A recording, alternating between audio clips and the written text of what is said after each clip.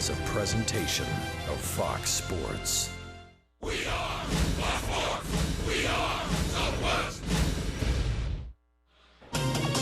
It was August 23rd of last season when Cole Hamels won his first game for the Texas Rangers, and he has not lost since. With 12 straight winning decisions, Hamels has tied Bobby Witt's franchise record for consecutive wins. And tonight, Cole goes for number 13 against one of the National League's most explosive offenses, the Pittsburgh Pirates. Coming up next on Fox Sports Southwest.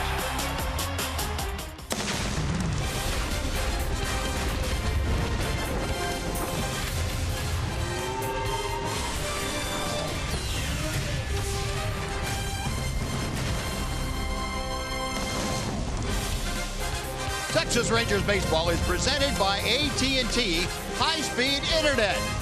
It is a beautiful evening here at Globe Life Park in Arlington. Jurickson Profar getting ready to participate in his first Major League game in 2.5 years. And the Rangers, for the first time since 2013, get a chance to face off against the Pittsburgh Pirates. And welcome in, everyone, along with Tom Graves, Steve Busby. Glad you could join us on this Friday night of Ranger baseball. And it should be a dandy weekend. Pirates in town, the hottest hitting team in the National League. The Rangers, the best playing team at home in the American League. And tonight, Cole Hamels takes the hill for the Rangers. Well, Cole Hamels' buzz, as you know, has been exactly what the Rangers were looking for when they traded for him, and a little bit more. Right now, he's on a 12-game winning streak. He's 5-0. That's the first time he's ever started out 5-0 in any season in his career. He's pitching against a team that's very good. The Pirates have won 9 out of 11. Cole's coming off probably his best start of the year against the Astros. 8 innings, 1 earned run, 2 walks, 11 strikeouts. He'll need to be at his best. This Pirate team is really hot right now. Yeah, it's going to be a good test for Cole and for the Rangers as they set sail against the Buccos here at Globe Life Park. So an interesting 3-game series coming up. The first of 3 will be up next for you as Elvis Andrus and company get set to take the field. Pirates and Rangers coming up next on Fox Sports Southwest.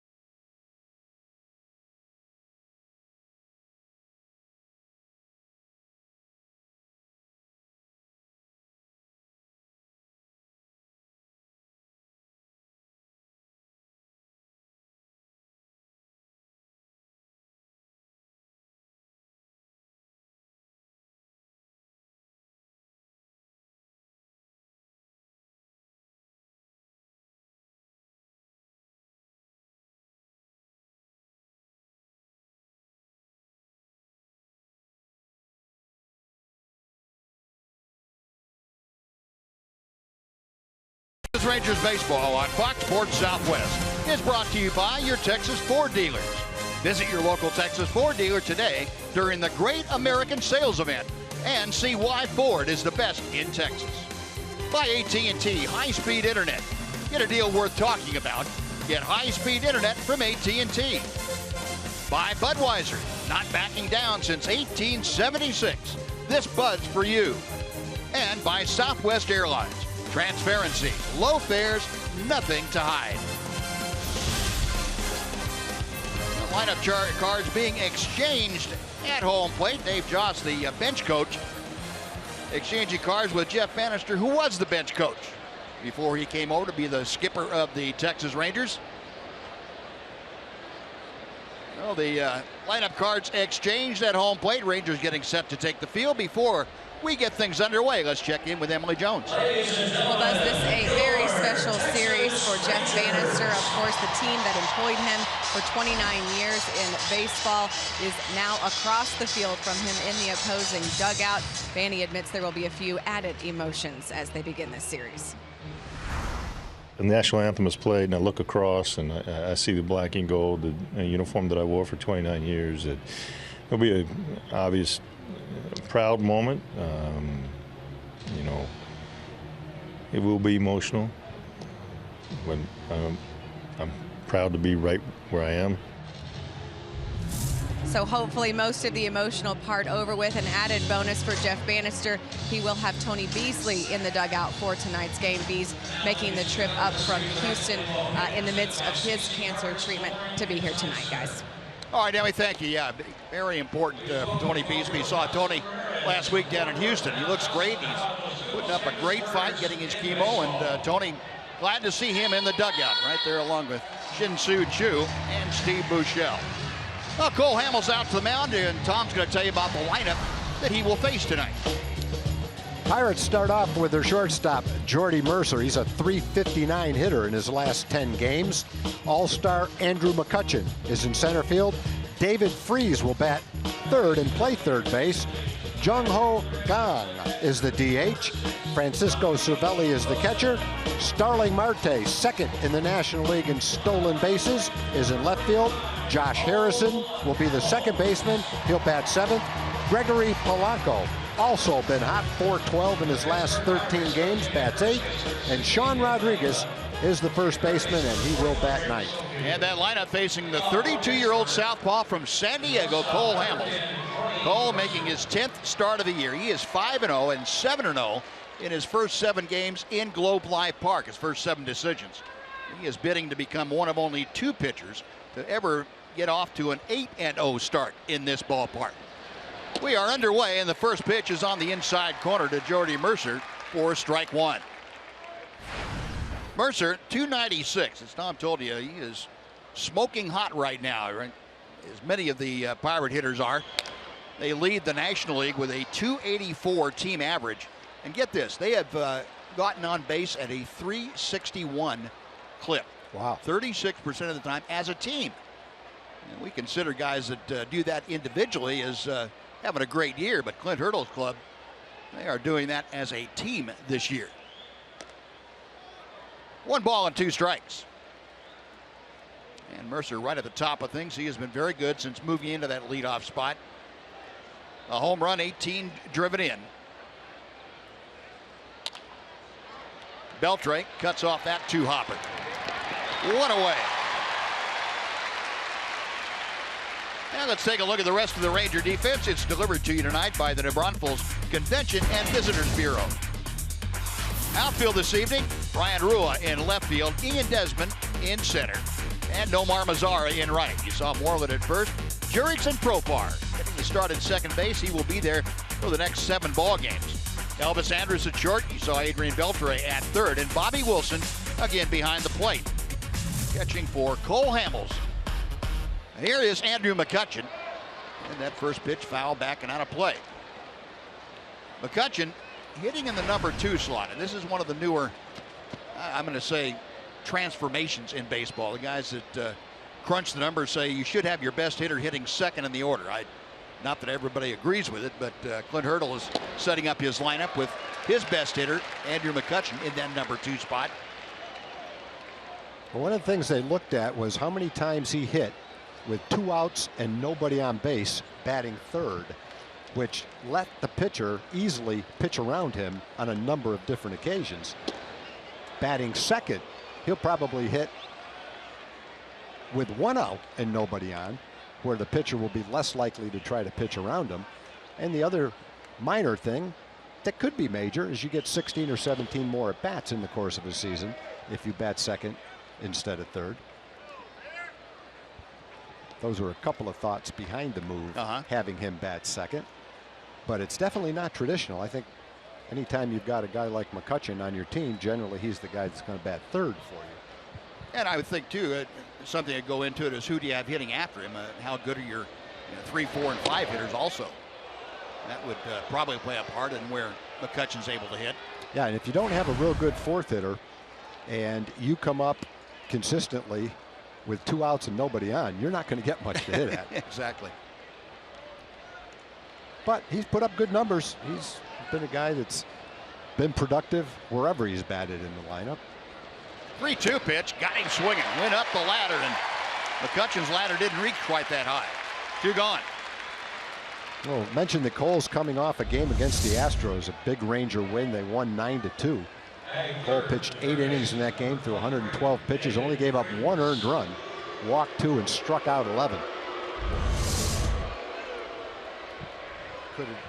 Right with the game that he had against the Tigers, could have been his best game of the year, probably was his best game of the year. He was really in command of that game all the way. David Freese, a familiar foe for these Rangers, going back to the 2011 World Series when he was a member of the Cardinals. Freese also the last several years with the Los Angeles Angels, now over here with Pittsburgh. Check swing strike, it's 1-1. Freese at 277, 3 home runs, 14 driven in. He signed a free agent contract about midway through spring training this year with the Pirates. 2 balls and a strike. Umpiring crew tonight, calling the balls and strikes, Ed Hickox, Clint Fagan at first, and Danny DeMuth, the crew chief, is at second. Greg Gibson down the line at third.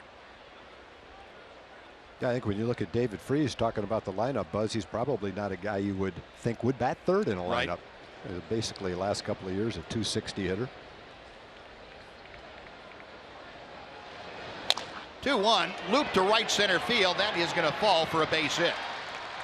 Well, Freese didn't square it up, but he is on board with 2 outs for Jung Ho Gong. Freese has swung the bat well this year against left-handed pitching. It may have something to do with it. It might have something to do with where the other guys are hitting in the lineup. It works better with them in certain places, so he's the one that ends up hitting third tonight. One big difference for him, he doesn't have Albert Pujols in the same lineup as he's in. That has to be an adjustment for him. Yeah. He did with both the Cardinals and with the Angels. A 1-on, 2 out. Gong handling the DH chores tonight, a third baseman by trade. Powerful right-handed hitter. 298 average, 5 home runs, 14 driven in. Missed the first few weeks of the season. Yeah, this guy can hit. He's put those numbers up, and he's only had 47 at bats.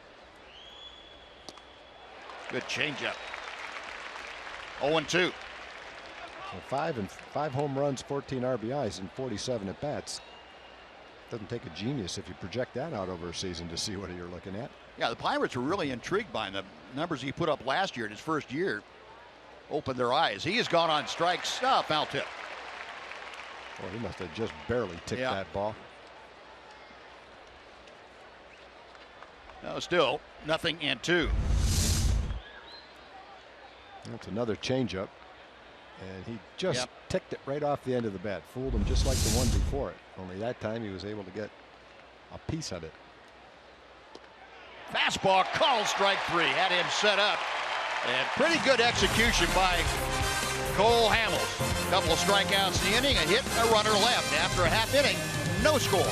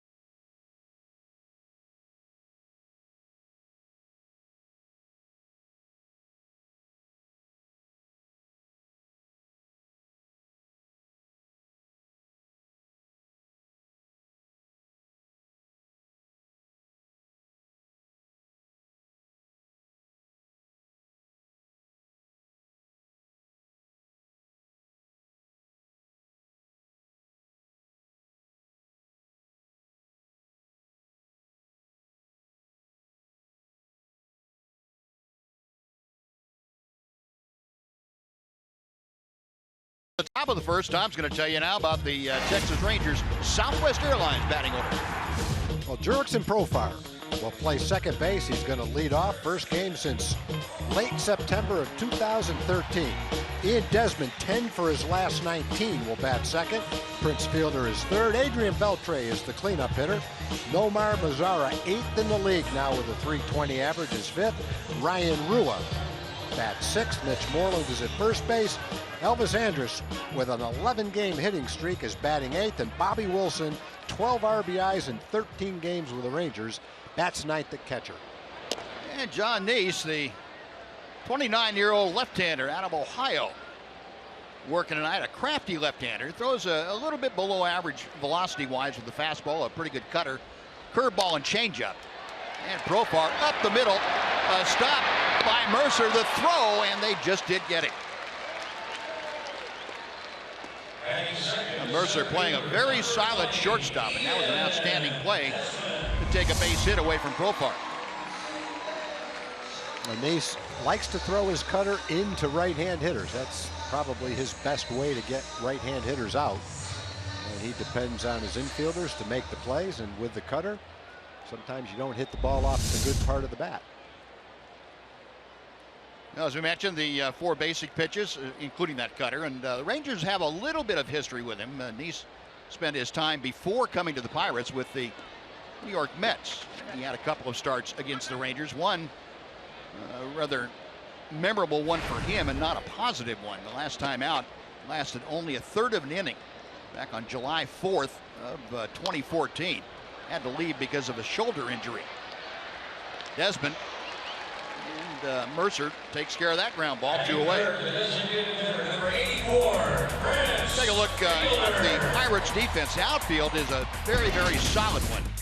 Starling Marte is in left field. Andrew McCutchen in center. Gregory Polanco is in right. John Rodriguez at first. Josh Harrison at second. You've seen Mercer, the shortstop. David Freese at third, and Francisco Cervelli is behind the plate. Now 2 up, 2 away. Here's Prince Fielder. Prince at 193 now. He had gotten himself over the 200 mark, but fell on hard times the last couple of games against the Angels.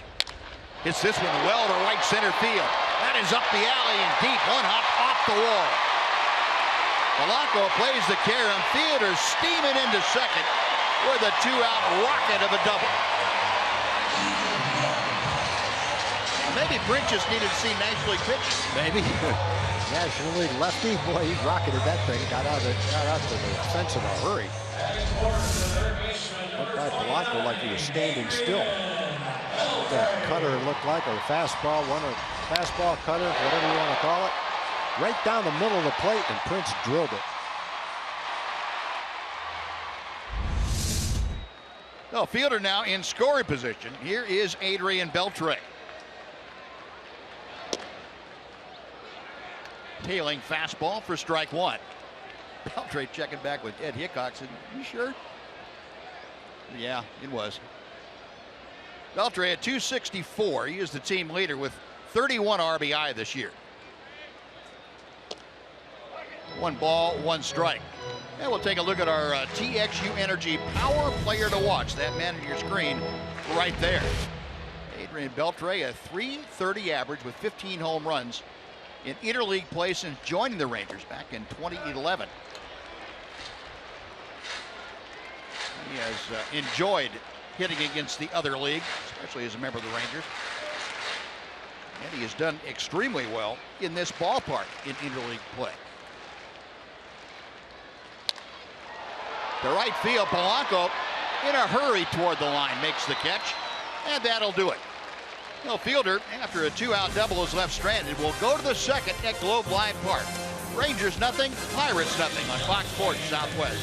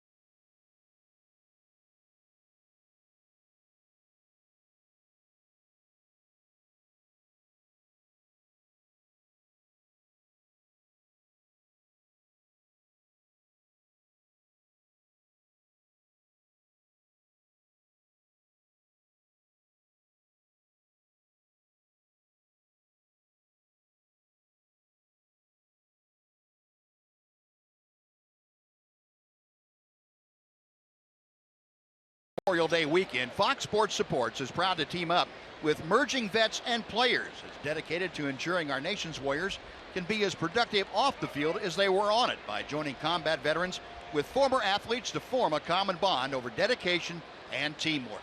Visit FoxSportsSupports.com to learn more. Now Cole Hamels pumping in strike one to Francisco Cervelli. Pirates catcher Cervelli, Marte, and Harrison, the first three due up for Pittsburgh. Cervelli a .266 average, no home runs, but he has driven in 20.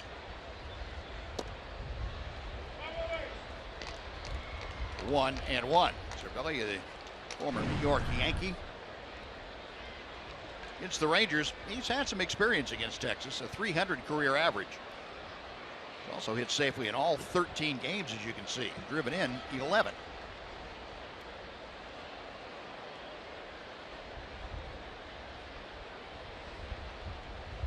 One offering. 2 balls and a strike. Cervelli 3 out of 8 in his career against Cole Hamels.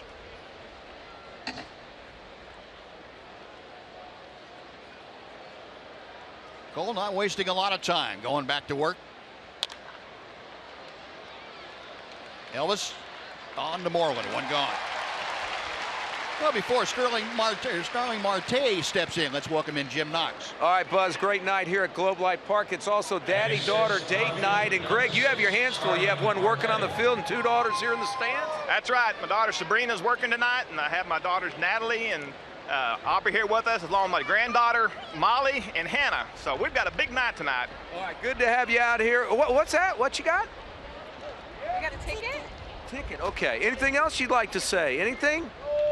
Go Rangers. Go Rangers! There we go. Good enough. All right. Enjoy the game, guys. Good to have you out here. Thanks, Doxy. Yeah, father-daughter night, North Texas night, UNT night, University of North Texas, and fireworks after the ball game. Doesn't get much better than this. A lot of people agree with you. Pretty good crowd out here tonight. Yep. Continuing to file in, as a matter of fact, when we look out to the concourse, and it's pretty well filled up. Yeah, there's his daughter working down the line. That's Sabrina. One of our excellent back girls. 1-1 to Marte. Now 2-1. Starling Marte, a .314 average, 18 driven in. He has fared well against Cole Hamels. That .308 mark would tell you. 3-1 now. Yeah, Marte's a good base stealer. He's second in the National League with 14 stolen bases. Stole 30 bases last year for the Pirates. In the air to center field. Desmond going back, still going back at the wall. That ball is gone. Dead center field. Marte with his 4th home run of the year, and the Pirates have a 1-0 lead. Marte has a good combination of power and speed. 30 stolen bases last year. He also hit 19 home runs. A good athlete. There's been some nights at the ballpark where that ball wouldn't go out of the ballpark. Tonight's not one of them, though. Hit it well, hit it high, and got about 10 feet over the center field wall. You can see by Cole's reaction, he didn't like the sound of that coming off the bat at all. He immediately showed some disgust. But back to work now. Josh Harrison, the second baseman up there. 1 ball and 1 strike. Watch Cole. There's the sound, and Cole just says, no. Doggone it. He knew what was going to happen after that. Pitch inside and hit Josh Harrison. Cole trying to move him back off the plate. Just kind of jerked it through the batter's box and got him.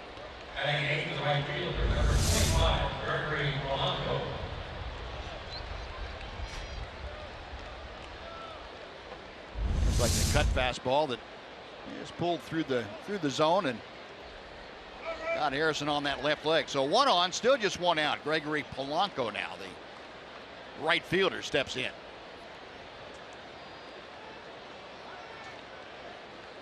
Polanco, 316 average. He has half a dozen home runs and has driven in a team high 29.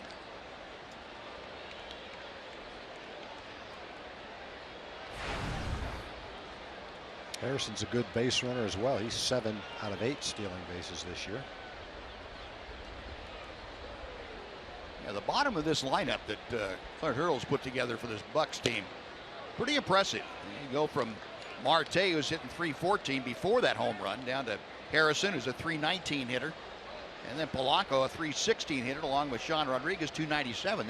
They've got some thump down at the bottom of the order, and most of them can run pretty well, as you're talking about, Tom. Yep, definitely. 2-0 now.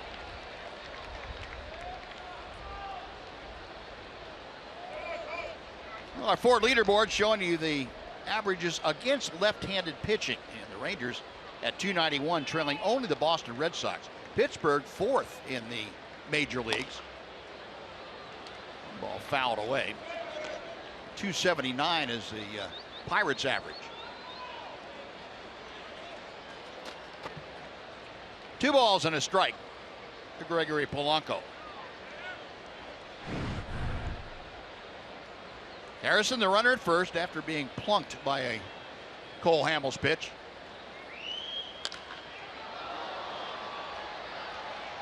Ryan Rua jogging in toward the line. The wind had a full effect on that one, and Ryan had to put on a little burst of speed to make sure he captured it for out number 2. That ball was way up in the air, and the wind really knocked it down toward the left field line. Didn't appear to do the same thing to the ball hit the center field. Sean Rodriguez.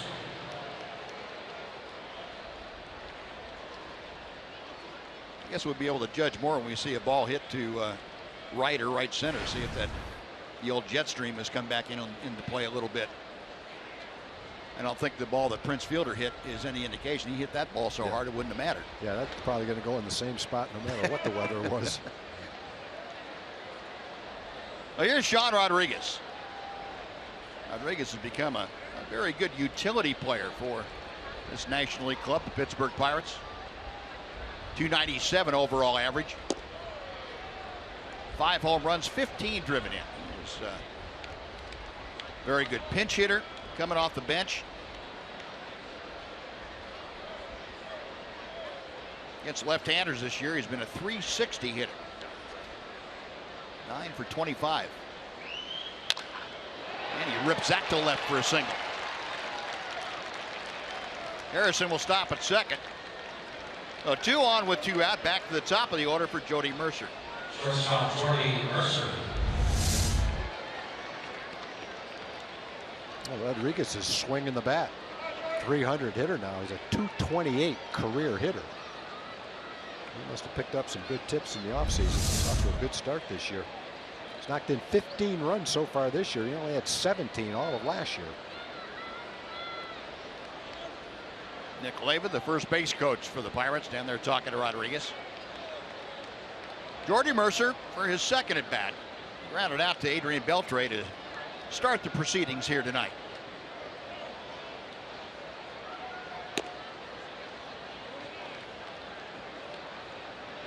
One ball and no strikes to Mercer. Mercer has hit safely in 9 of his last 10 ball games. At almost a 360 average. Good changeup. That has been a very effective pitch in the early going for Cole Hamels. Cole, the last game in particular, and the Detroit game, the 2 of the last 4, he has had very good command of his changeup and his breaking ball to go along with that excellent fastball command. That's skied to shallow left field. Andrews going out, Rua coming on. It'll be Elvis Andrews to make the catch, and that'll do it. Starling Marte gets the Pirates on the board, a home run, and 2 men are left after 1.5, 1-0 Pittsburgh.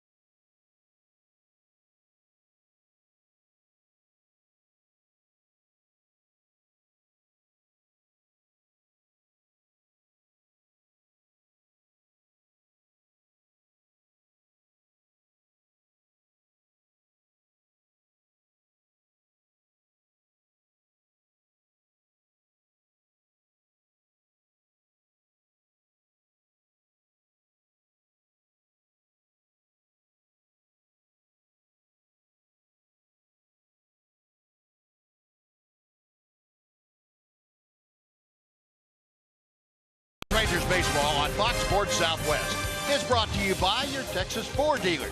Visit your local Texas Ford dealer today during the Great American Sales Event and see why Ford is the best in Texas. Well, Nomar Mazara is starting things off for the Rangers now. Texas trailing the Pirates 1-0.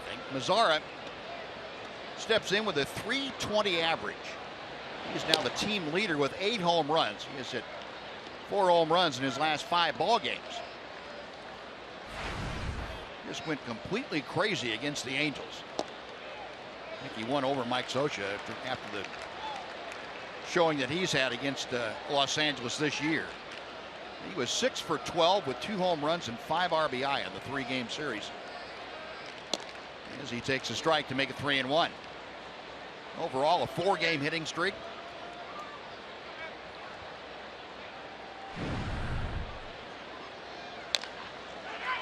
Pulled to the right side, and Sean Rodriguez will just barely. Could get out of his glove, it looked like.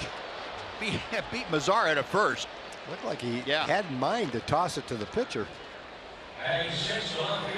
Certainly would have been the safer. Felt a little panic toward the end. Let's see. I would have taken myself. Nope. Just barely got there. Rodriguez, one of those kind of super utility guys that can play anywhere on the field. He kind of bobbled it in his glove. Couldn't get it out of the first baseman's mitt. Probably not totally accustomed to playing first. More of a middle infielder and occasionally plays the outfield. Valuable guy, though, in today's game where you need your utility players to be versatile. Ryan Rua chops it, Phil. Yeah, I think the time that Rodriguez spent down in Tampa Bay, and Ben Zobrist was there, the same kind of guy that Rodriguez has become, being able to play all those positions.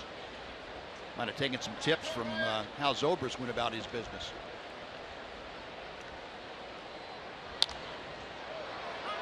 Popped up, foul. That's going to head back into the seats by 4 or 5 rows. Nice catch. 1 ball, 2 strikes. Knocked him down, but he stayed with it.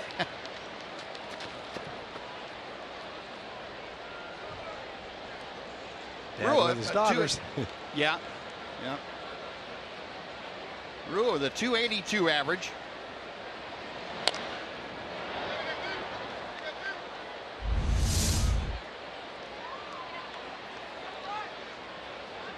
Everybody's falling down.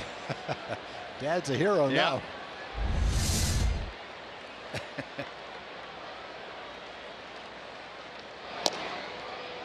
Just off the outside. Tried that backdoor cutter. Well, that was after a couple that he pounded right in on the fists.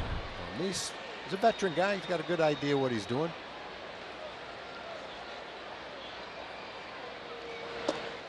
Three balls and 2 strikes. So with 1 out, Rua trying to get aboard. Mitch Moreland, the Ranger first baseman, is swinging a bat in that on-deck circle. Neese has given up 11 home runs. That's the 4th most in the National League. You know who's given up the most home runs in the National League? 14 home runs. Max Scherzer. He wouldn't have been the guy. No, he wouldn't have been the guy I picked for that. No, I agree with you. That heavy sinker that he throws, that's surprising. 20 strikeout game. Another 3-2. Another chopper. That's going to roll foul also.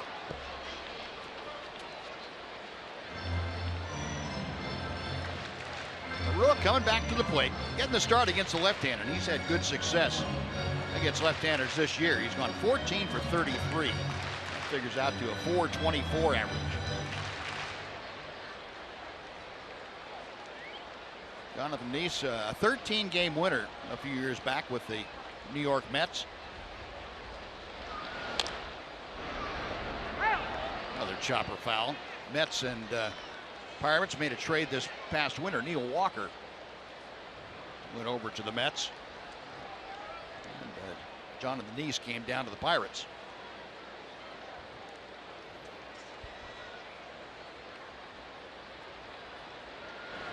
Inside and low ball 4. That's a well-earned walk by Ryan Rua. So 1 on, 1 out for Mitch Moreland. Folks, a reminder that tomorrow the first 15,000 fans 14 or older that come into Globe Life Park will get a Rangers beach towel. That's courtesy of Powerade. So come on out and catch the game against the Pirates with Yu Darvish on the hill and pick up this summer giveaway. Just call 972-RANGERS or visit TexasRangers.com for tickets. That looks like the chorus that sang the national anthem. And they were excellent. Great job, guys. There goes Rua. The throw is late, and Ryan Rua, who has been going crazy on the base paths, swipes second base. Yeah, he's been running great. That's his fourth stolen base. Yeah. He's in great shape. Not that he was ever in bad shape, but he's in the best shape since he's been a Ranger. Slim, trim, running well, throwing well, playing the outfield well, and going up there with a 282 average right now. Playing some good ball in the utility role, although the last couple of weeks he's playing pretty much on a regular basis. So Mitch now an opportunity with Rua at second and one out. Chops that pitch foul, 1 ball and 1 strike. And Rua stealing second too against a guy in Cervelli that's been throwing out about 40% of the opposing base runners.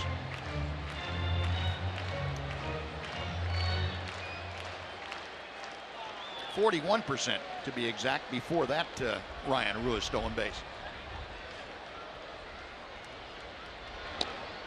Check swing, it's a strike anyway. 1-2 now to Mitch.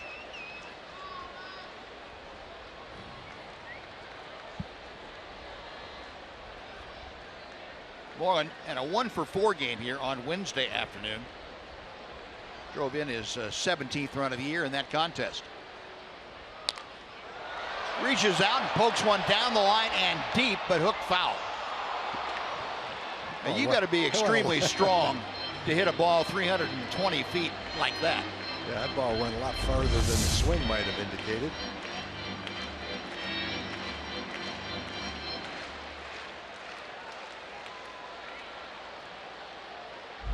The Rangers need Prince and Mitch to get hot. Yeah. Call strike 3. Yeah, that like an inside cutter. Yep. Front door cutter. Front door cutter.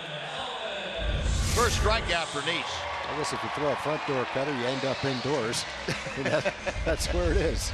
Right on the inside corner. That's a hard pitch to hit. Front door cutter going right through to the kitchen. Yep.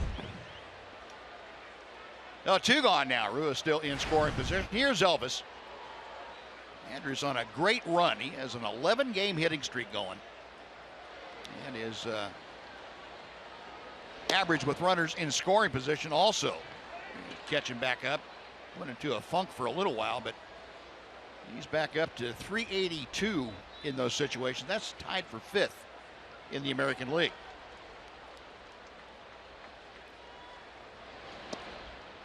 One ball and 1 strike. Elvis 4 out of 10 in that just completed series against the Angels. There are the numbers on his hitting streak. He's hit 333 over those 11 games. In the dirt, it gets away from Cervelli, and Rua able to advance 90 feet.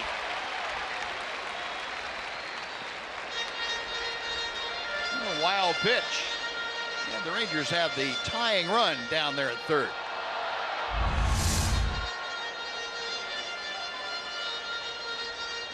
Looked like a Jonathan Nice changeup he just hung on to and squirted away from Cervelli.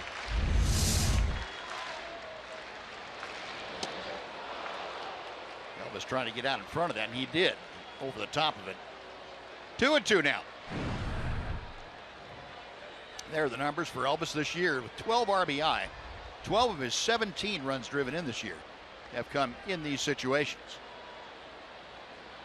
The 2-2. Cut off by Freeze. And the Rangers are gone. No runs, no hits to Walker left stranded. We'll move on to the 3rd inning here at Globe Life Park. The Pirates leading the Rangers 1-0 on Fox Sports Southwest.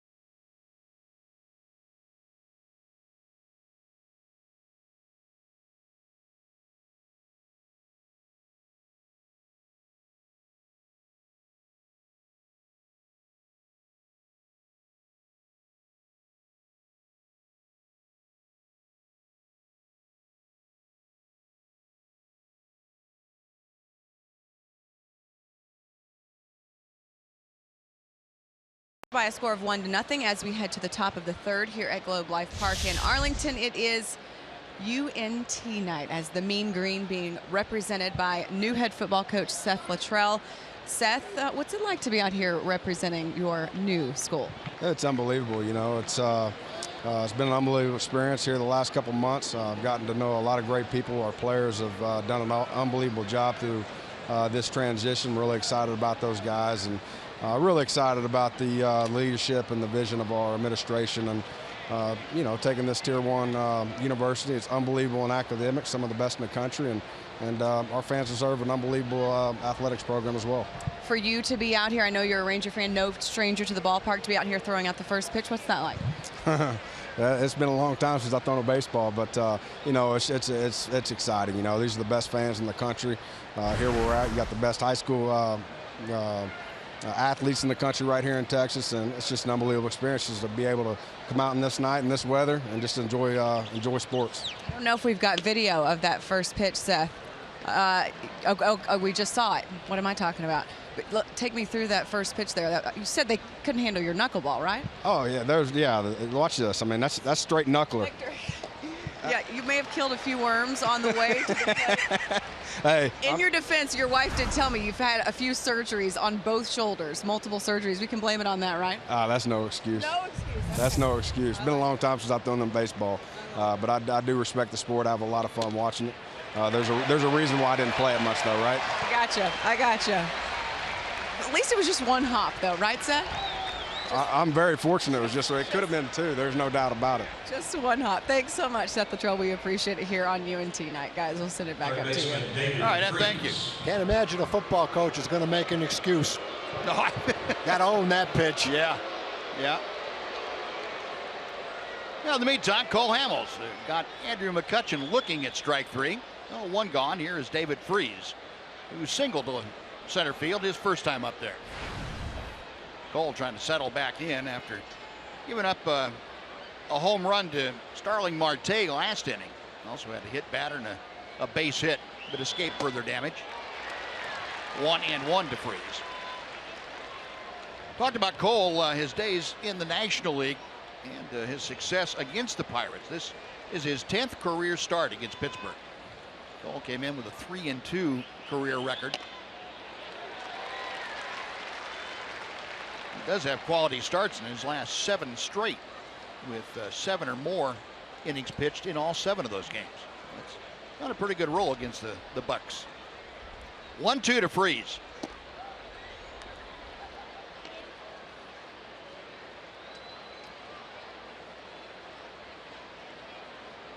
David Freese now a .282 hitter. Got him swinging. Back-to-back punch-outs for Cole Hamels, and 4 on the evening, 2 away. Jung Ho Kang coming up before he steps in. Let's send it over to Aaron Hardigan for a Chevy game break.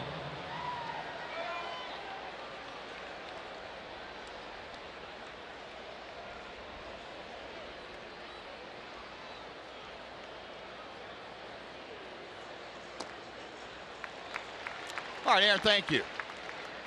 Jung Ho Kang, who was called out on strikes his first time up. Hitting now, bases empty, 2 away. There's a good changeup. Look at those 2 pitches. Yeah. One on one side, one on the other.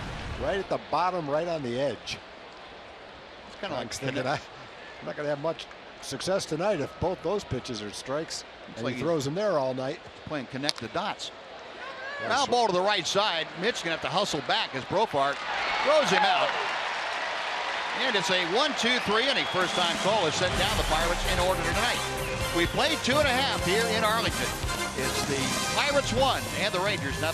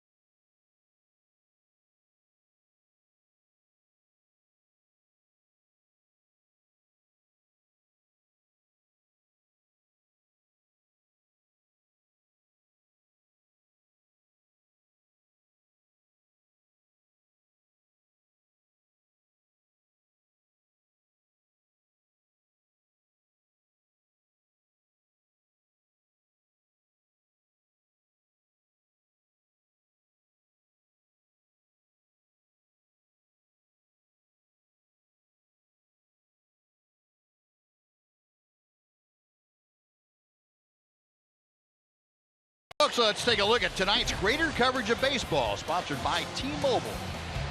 Julio Urias, the 19-year-old phenom, made his Major League debut for the Dodgers tonight against the Mets. Didn't fare very well. 2 2/3 innings, 5 hits, 3 runs, 4 walks, 3 strikeouts. Youngest starting pitcher to debut since Felix Hernandez 11 years ago. And the Astros, how about the week they had against the Baltimore Orioles? Bobby Wilson gets one off the end of the bat out to Harrison. 1 gone. Astros in that series against Baltimore struck out 52 Baltimore hitters. That not only set a new record, it blasted the other one into submission. The old record is 47 in a 3-game series. Well, the Astros can punch out themselves pretty good. Yep. Now they're striking everybody else out. That was a pretty good first time through the lineup for Jonathan Neese. Throwing the cutter in, jammed a lot of hitters.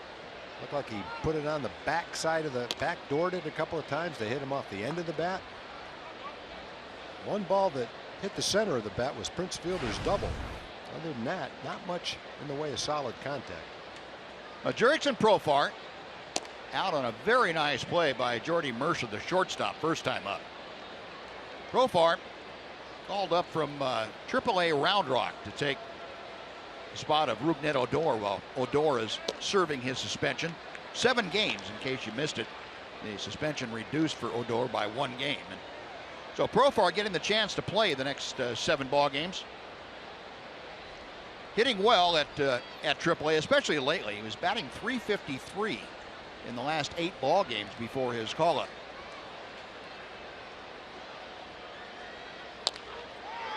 To right field. Long run for Polanco, but he's there in time to make the grab for out number 2. Center fielder Ian Desmond. Well, that's 4 straight now sent down by Jonathan Neese and the Pirates. Ian Desmond will be next.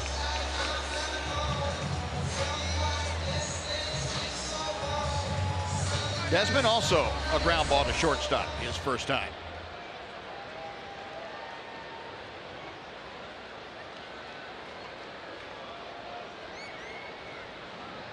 Ian brings in a 4-game hitting streak to play tonight.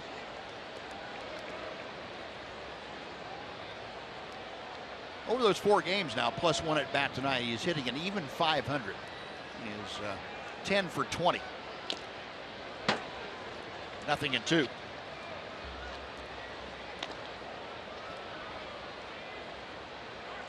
He's had consecutive 3-hit games, 4 straight multi-hit games.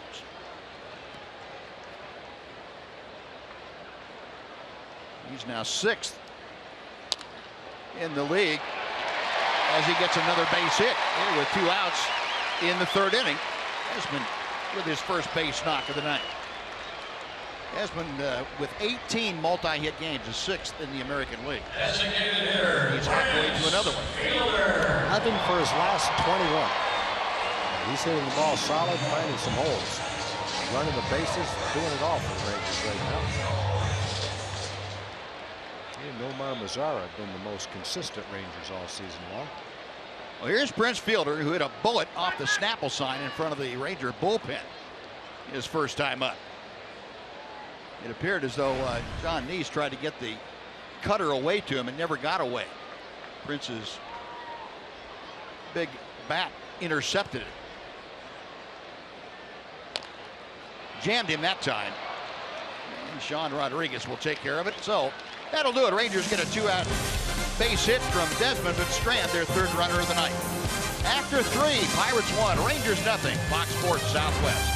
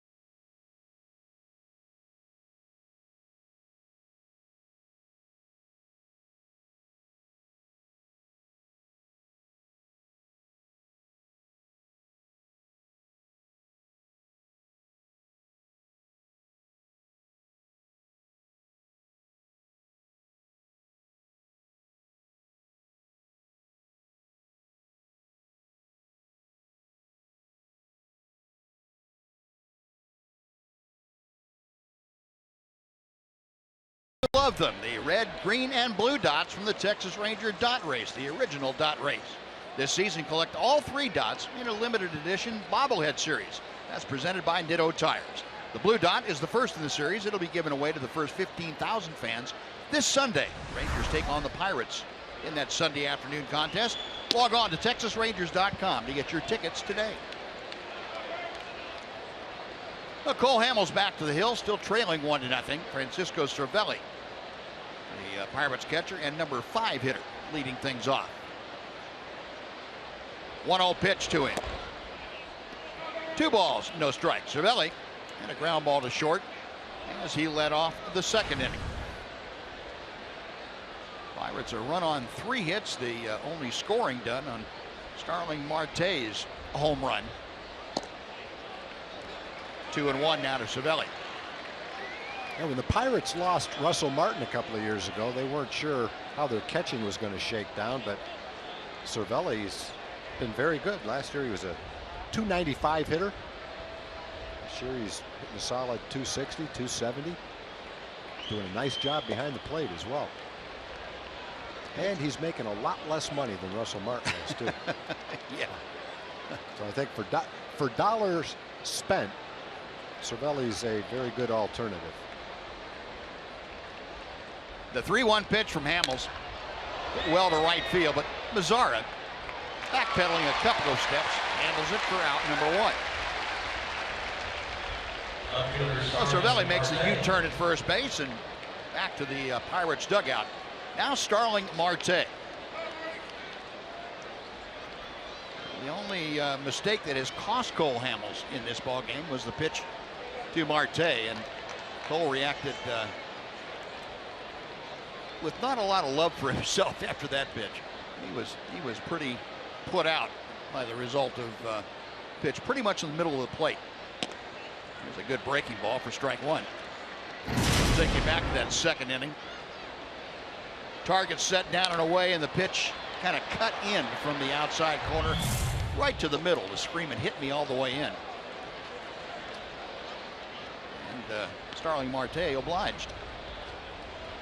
4th home run of the year. Marte now with 19 runs driven in, batting at .318. For the Pirates, their 44th home run. They came in 11th in the National League in round trippers. By the dive of Moreland into right field, and Marte is 2 for 2. 1-out single has him aboard for Josh Harrison. Well, Cole was trying to throw the ball there, cut it inside, and Marte just sliced it on the ground past Mitch. He got it in where he wanted to. No, didn't quite get it in where he wanted to. Allowed Marte to get enough of the bat to hit it hard enough to get by Mitch. And Marte shortened up his stroke with 2 strikes, just trying to make some contact. So Marte with good speed now at first base. Josh Harrison, who was hit by a pitch his first time, steps in.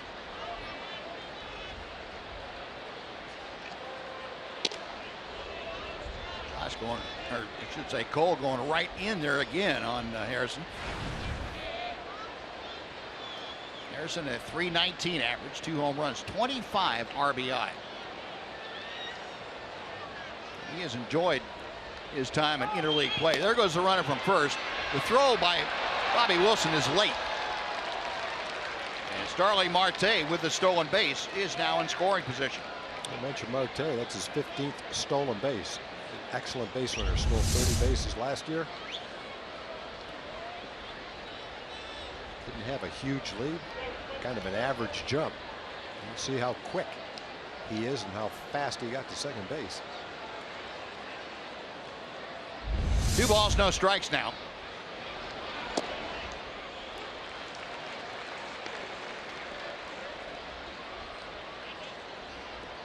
Marte with that stolen base ties Jonathan Villar of the Brewers for the top spot in the National League.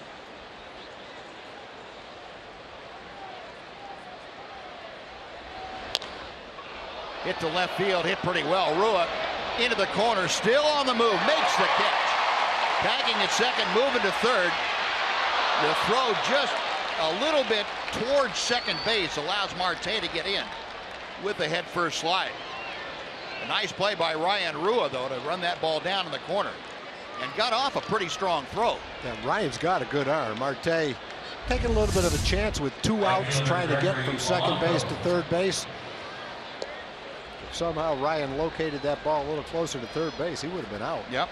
Ryan's got a strong arm. Not that easy to do from where he threw it and being on the dead run. Well, Marte took all that into account before he went to third base.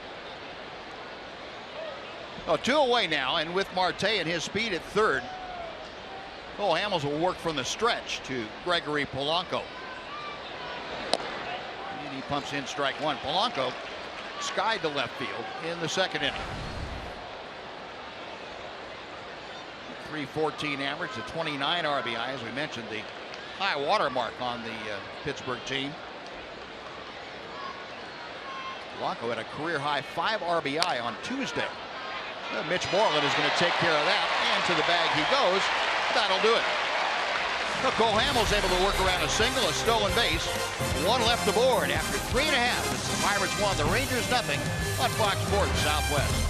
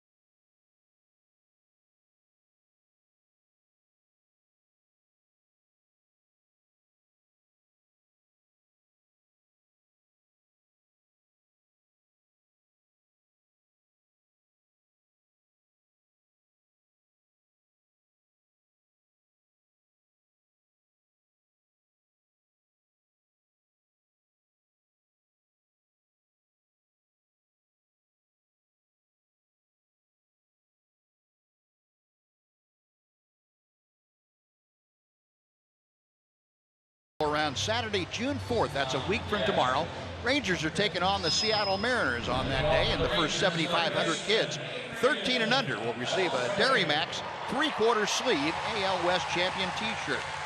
Get your tickets at TexasRangers.com. You can call 972-RANGERS if you would prefer.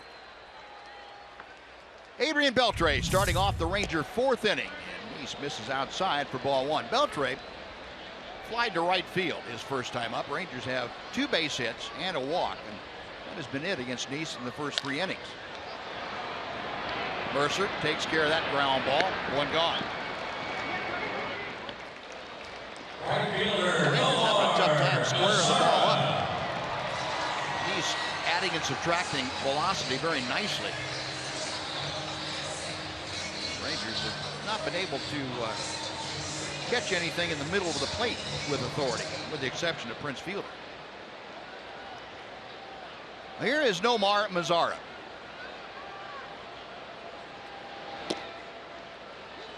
Mazara grounded to first as he led off the second.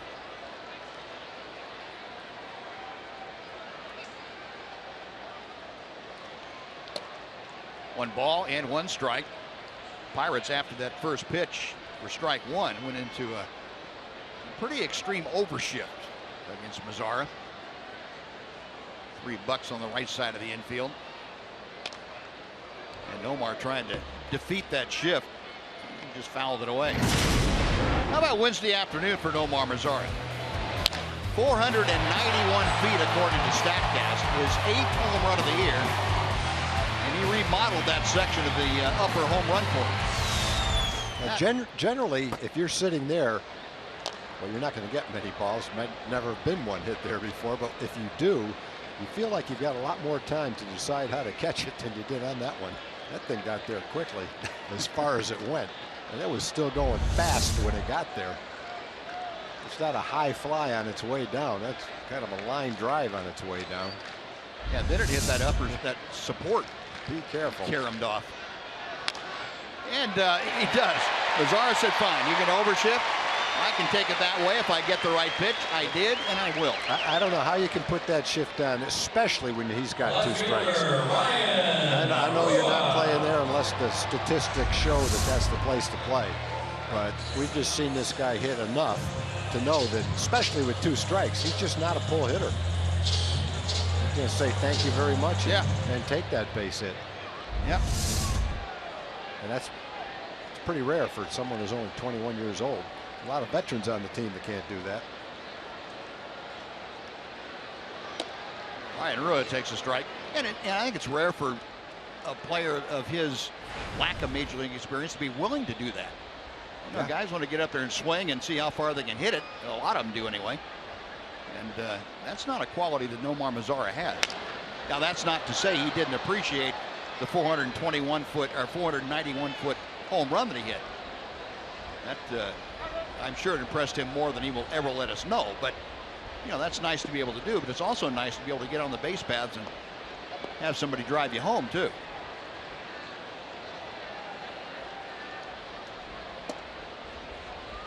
One ball and 2 strikes to Rua. Ryan drew a walk his first time up there, not as far as third, and was stranded there. You're talking about being impressed. Major League Baseball players watch the highlights at night, and when they see that kid hit one 491 feet, that stood out in their minds. And when you come to this ballpark and see where that ball hit, you can understand how it went.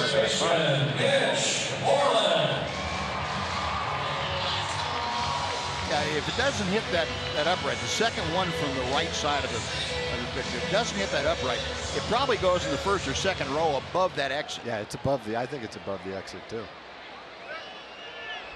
And you're right, Tom. I can't think of, well, maybe a handful of balls in batting practice I've seen go up in that general area, but none during a ball game. No, and the ones that have gone up there, you know, I'm sure there's 4 or 5 balls that have been hit near the exits up there.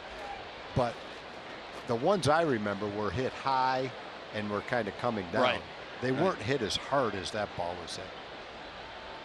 So when they factor 491, they're saying where that ball would have landed based on how hard it came off the bat and spin and trajectory and all the scientific things that go into that. In the old days, they just plotted spots around the ballpark and the number came up when they looked at a chart. It's much more scientifically done now than it was then. Moreland pops one way up in the air, but that's going to be back into the seats next to the Ranger dugout. No balls and 2 strikes to Mitch. Now, Mitch has obviously been struggling. He's won for his last 23, and it seems like all season long, when he's gotten his pitch, taken a great swing, he's just missed it. He's hit a number of balls straight up in the air that have been caught by an infielder or an outfielder, fouled some good pitches to hit back.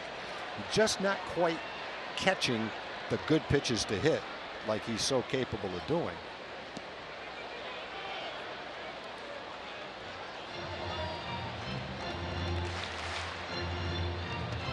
So what do you do as a hitter when that's happening? I think you just keep working hard. You just keep taking your look at the video, make sure your mechanics are fine, but keep taking batting practice, trust in your track record, and just try to relax and keep going out there and feeling like eventually your natural talent is going to be what wins the day for you. It's a long season. There's more than 2/3 of the season left. He's got a lot of at-bats left.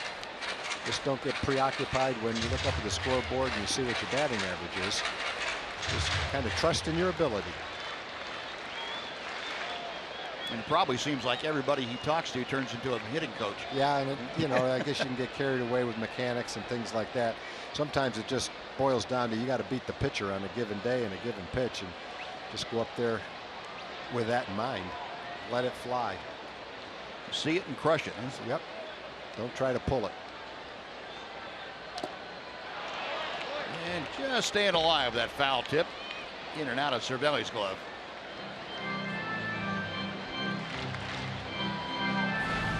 Mitch called out on strikes his first time up there tonight. 224 the average for the Ranger first baseman.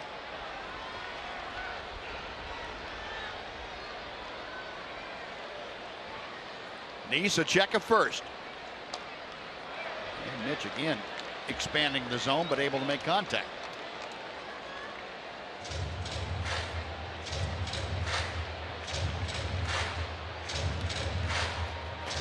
Moreland in that Angel series 1 for 11.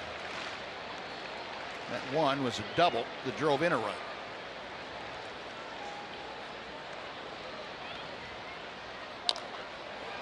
Chopper slowly hit out to second. Actually, the shortstop Mercer there on that side of the bag, and that'll do it.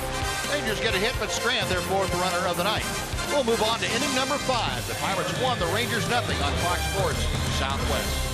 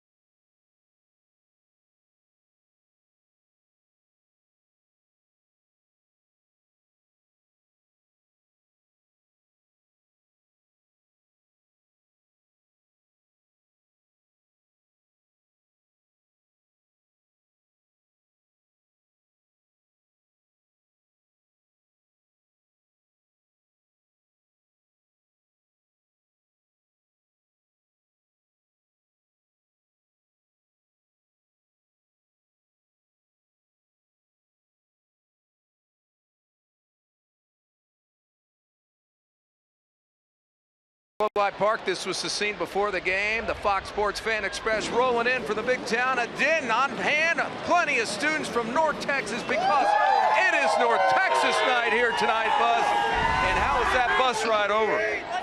It was fun. It was free, so that was always nice. And free is good, especially for a college kid, huh? That is awesome. How have you guys enjoying the game so far, huh? Yeah, it's been great.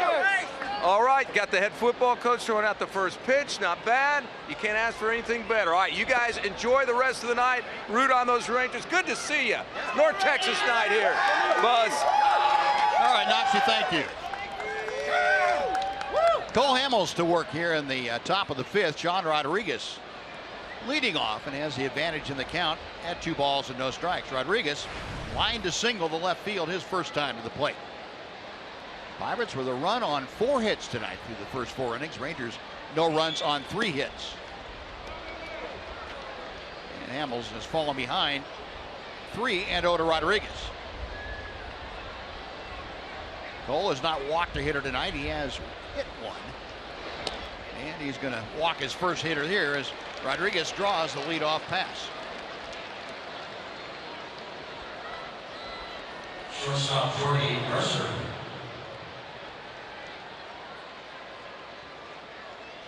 Well, Cole Hamels now will go back to the top of the Pirate order.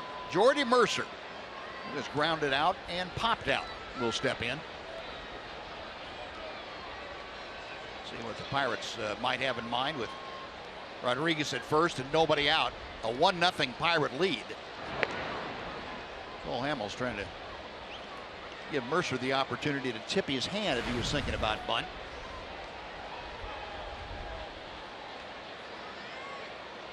Since the Pirates don't play without with the designated hitter very often, it's hard to get a read on what that Hurdle might do. Being a National League guy, he has the pitcher to worry about in his lineup. That's what he's going to do right there. Don't you know what that is? Don't you know what that is? I wasn't in that meeting. Was Let's that see if it's anything. Was that a universal sign? I don't think so. Okay.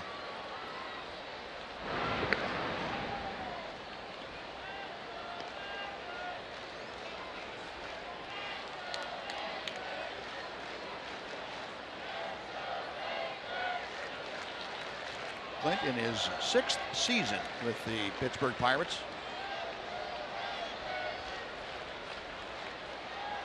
The 0-1. The ball and a strike. You talk about turning things around too. Clint went over to a Pirates team in 2011 that struggling, I guess, would be a euphemism.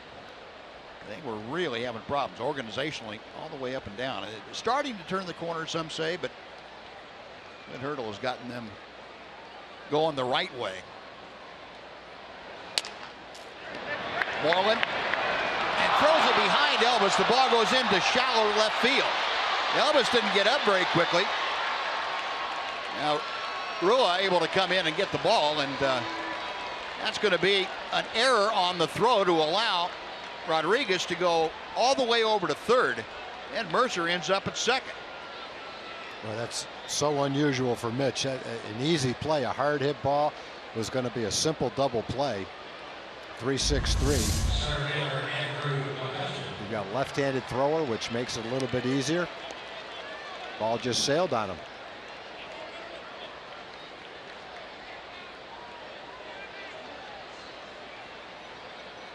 Rodriguez just kept on going. Yeah, threw him a sinker.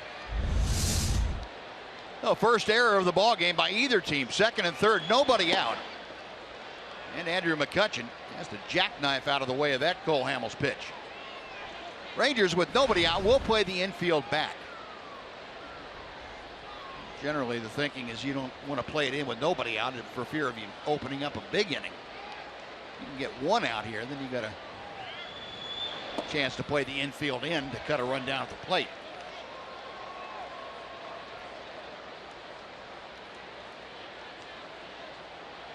McCutchen has struck out both times that he's faced Hamels tonight. Once on a swinging third strike, once on a called third strike. Looper to right field. Coming on Mazzara, he can't get there. That's a base hit. Rodriguez scores, on to third goes Mercer. And a little dunk single increases the Pirate lead to 2-0. Third baseman David Freese. A tough inning, an unusual inning because Cole walked the leadoff hitter to start it. Mitch threw a ball away on a play that he'll make almost every time. And then Cole makes a pretty good pitch. McCutchen gets jammed, hits a little blooper, and that drops in.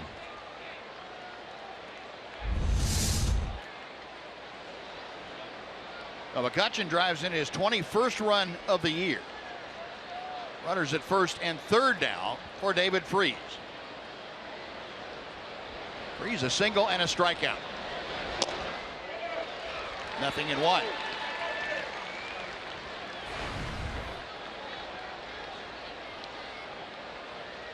Freese at .280 with the average, 3 home runs, 14 driven in.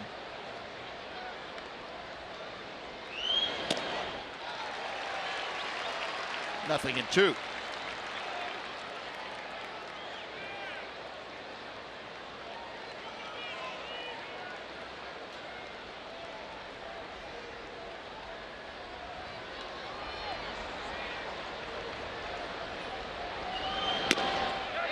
Did he go? No, he did not. That decision rendered by Clint Fagan down there at first base, the umpire.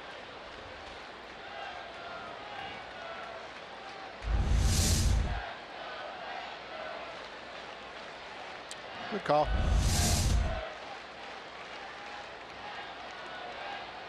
Our steel pitch tracker showing you the varied locations of the 3 pitches to David Freese. 2 balls, 2 strikes.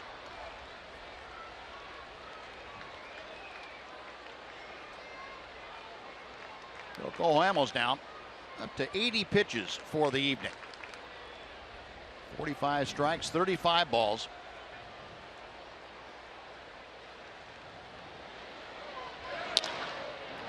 Ground ball headed to left field for a base hit.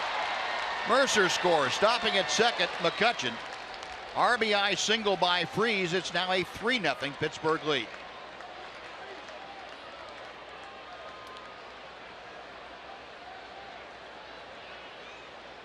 And Duck Rocaille going to make a quick visit out to the mound.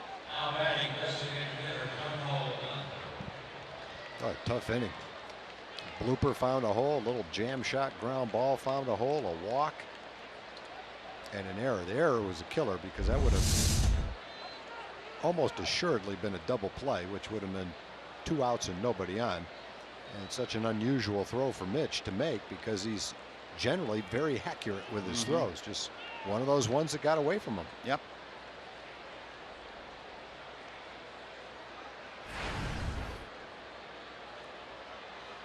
But Jung Ho Kang, who tonight has struck out and grounded to second. Rangers setting up defense for a couple of the possibilities. Kang on up there to swing the bat, I'm sure. 1 ball and no strikes.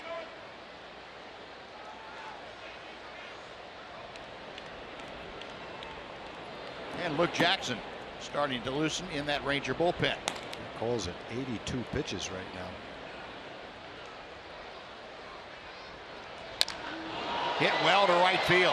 Mazzara back at the track. That ball's gone. Kang, an opposite field home run, his 6th of the year. And the Pirates have broken this open here in the 5th inning. 6-0 Pittsburgh.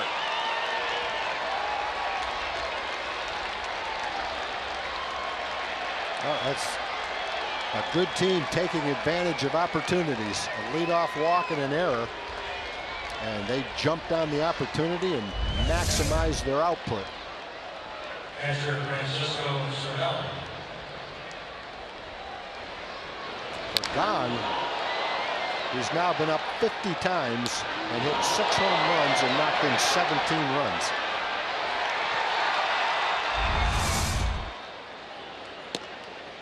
Still nobody out here in the 5th inning. Francisco Cervelli takes ball 1.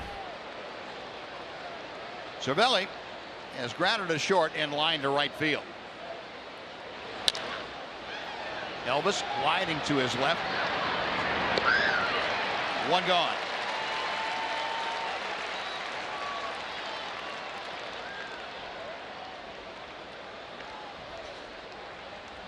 Outfielder Starling Marte. Cole Hamels with a rather resolute look on his face. Not very thrilled with what has transpired here in this inning. And like you say, Tom, it goes back to the leadoff walk, and then everything else fell into place to allow the Pirates to bust out with the 5 spot. Yep. Pitch down and in. And that hit Marte. I think it hit him in the foot.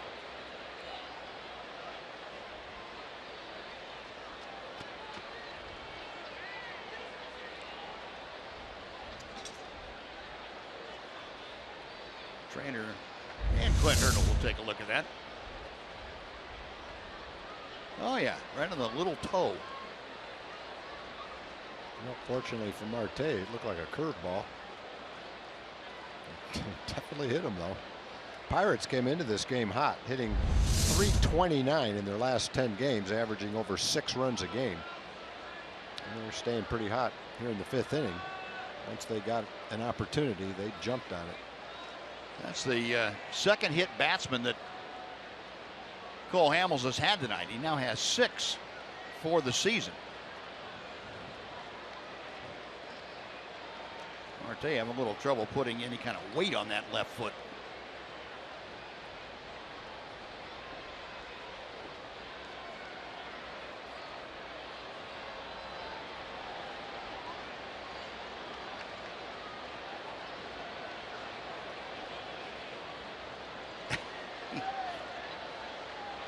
How do I get out of this gracefully?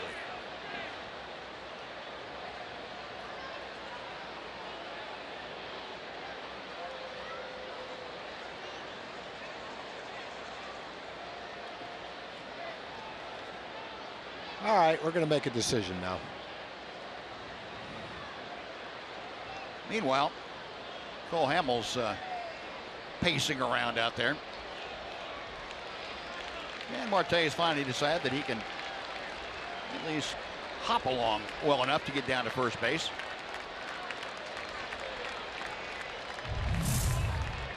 Now, while we have a second here, I'd like to remind you, baseball night in America returns tomorrow. The Pirates and the Rangers face off right here at Globe Life Park. It's all on Saturday at 6 p.m. Central, only on Fox, or you can watch it live on Fox Sports Go.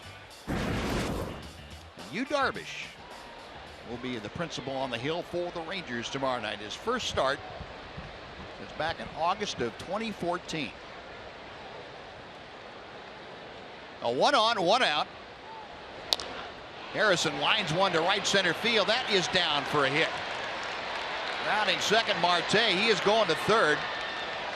And the miracle recovery of Starling Marte. Able to round that, take the extra base, and come up hobbling.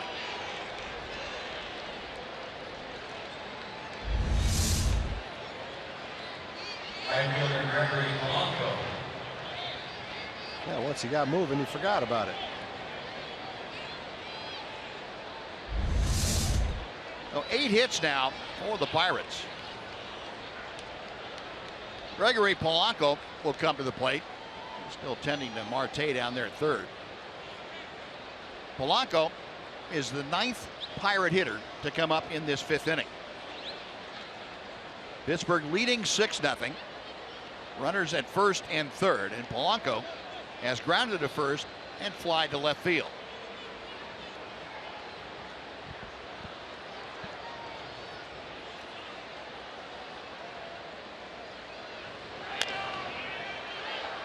Foul ball makes it 0-1.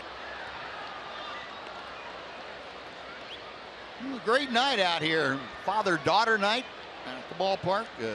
University of North Texas night. Great weather. Rangers have some catching up to do, though. They've got five more at bats if they need them. Didn't really want to do it, but he did anyway. That confirmed by Greg Gibson down there at third. 0-2.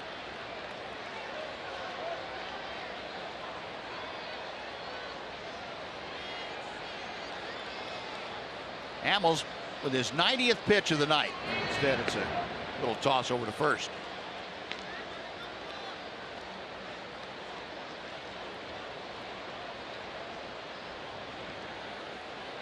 And the Pirates, as Tom told you, one of the hottest teams going. They've won 4 straight coming into tonight. Also gone 8-4 in their last 12 road games. One of the better road records in the National League.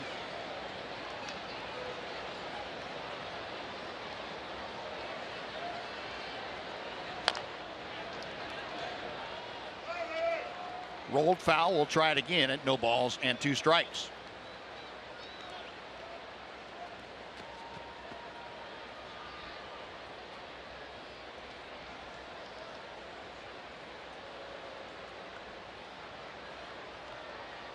Paul trying to figure out how he could get a double play grounder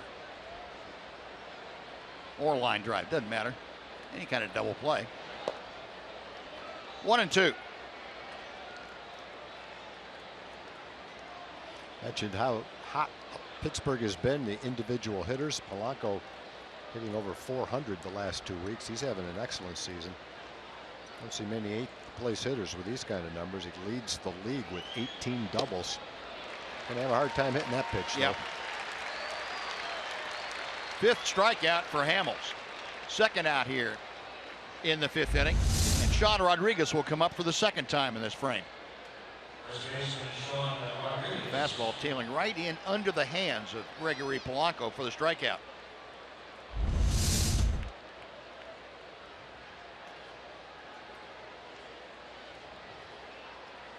Now, Rodriguez worked that walk to start the inning, and it proved to be a difficult way to start things off. It was followed by the error on the subsequent ground ball, and that opened the floodgates.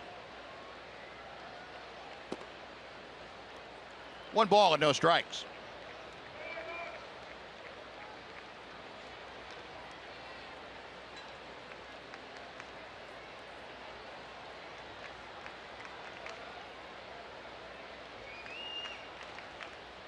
Hamels a long look at first. And Rodriguez hits a towering drive down the left field line, but that is well foul. Up into the club level of seats. 1 ball and 1 strike.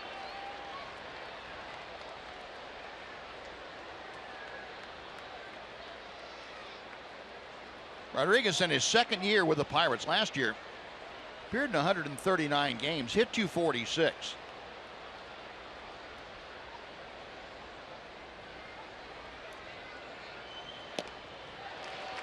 One and two.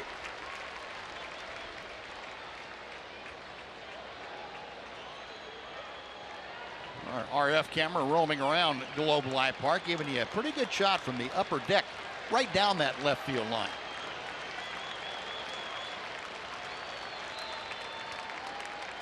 Hamels back to the plate. 2 balls, 2 strikes.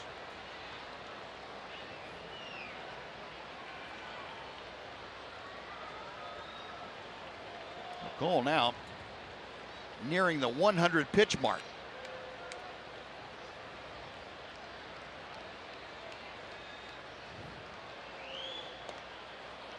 Three and two.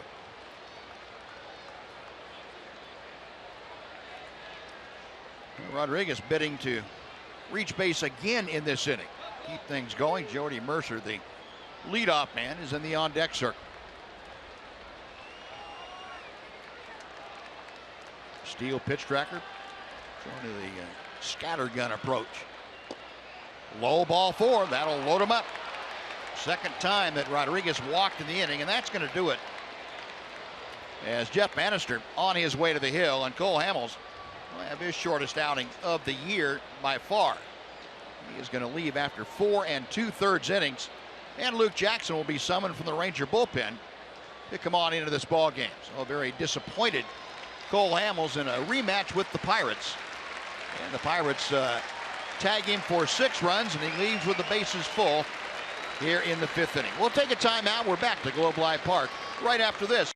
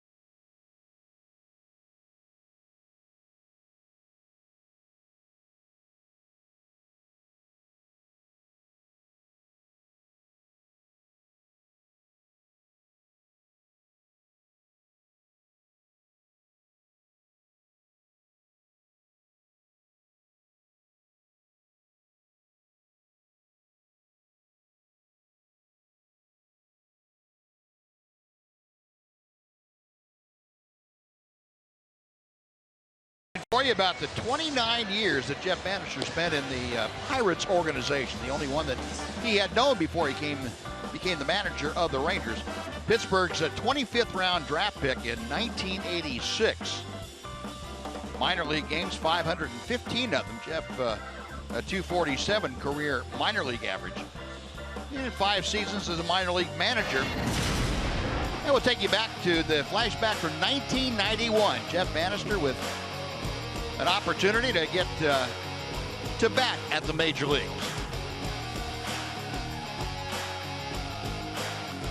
Show me that blazing speed that Jeff Bannister enjoyed. His only time to the plate, his only major league hit. A career 1,000 hitter.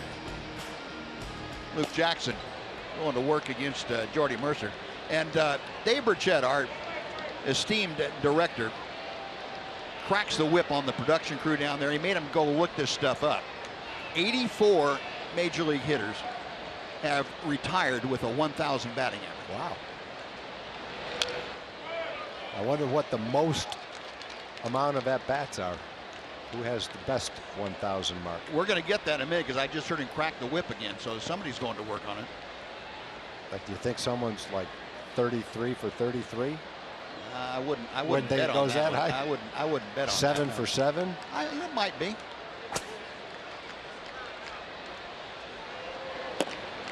Luke Jackson missing low and away. Two balls and a strike. John Pachorik, Tom Pachorik's brother, was 3 for 3. Was he? Only game he ever played. I think that all happened in one game, if I remember right. Bases full and 2 outs. And Luke Jackson misses low to Mercer. It's 3-1. Luke hasn't appeared since the 18th of the month. Oh, about 9 days ago, last time we saw Luke Jackson out there. That was in the Oakland series. Worked a total of 2 innings and given up 4 runs. Pop foul. That's back up over our heads and out of play. Still a full count.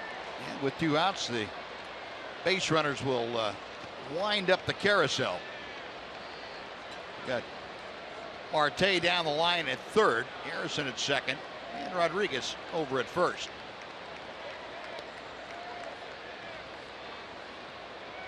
Jackson's payoff pitch. This one's popped up into right center field. Profar going out, Mazzara calling him off. And Mazzara makes the catch. That will do it. But 11 men come to the plate for Pittsburgh. 5 of them score. We will move on to the bottom of the 5th inning. It's now the Pirates 6, the Rangers nothing.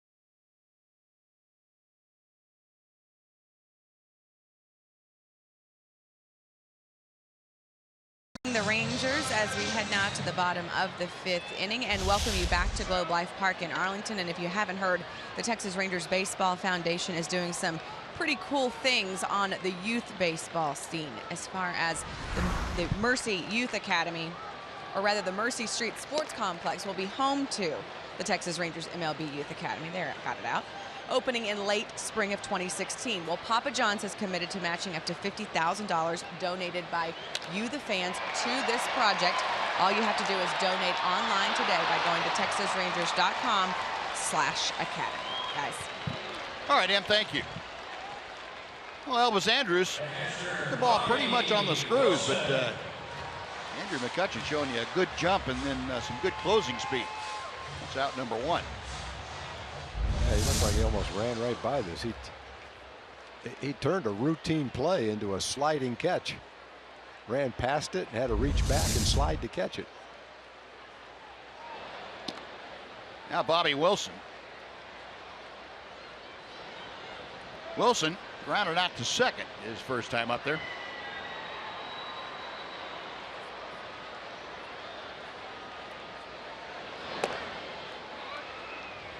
One the count.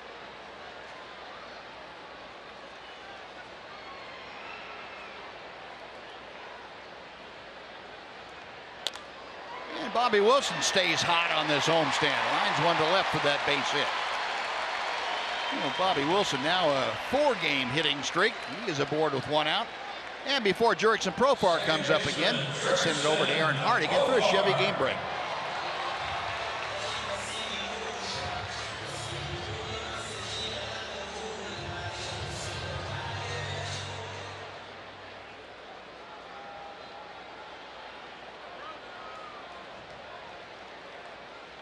All right, Aaron, thank you. Rangers trying to get some kind of offense put together here in the 5th inning against Jonathan Neese. And Jurickson Profar was grounded out and fly to right, hitting with Bobby Wilson at first base and 1 away. 0-2.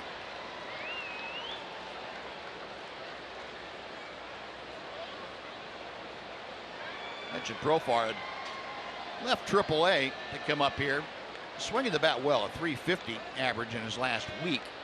Overall hitting at .294, and he chops this one right over the head of Sean Rodriguez and down the right field line. On around to third goes Bobby Wilson, and are we back in Arizona again?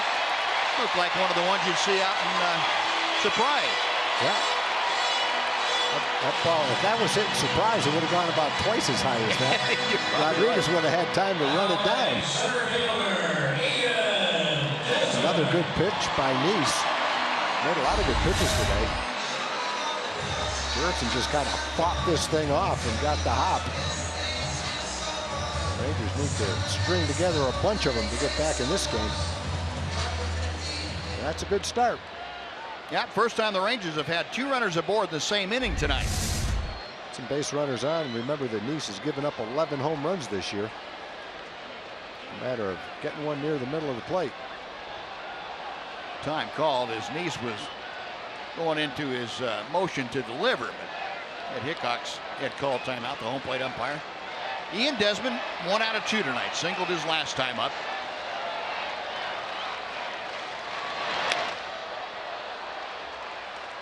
Neese got away with one there. That pitch up a bit, and I think Ian would like to have that one back.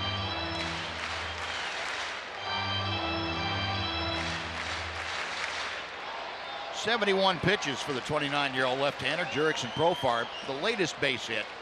He is over at first. No balls, 2 strikes. Desmond with a base hit last time up. Now is hit in 5 straight ball games.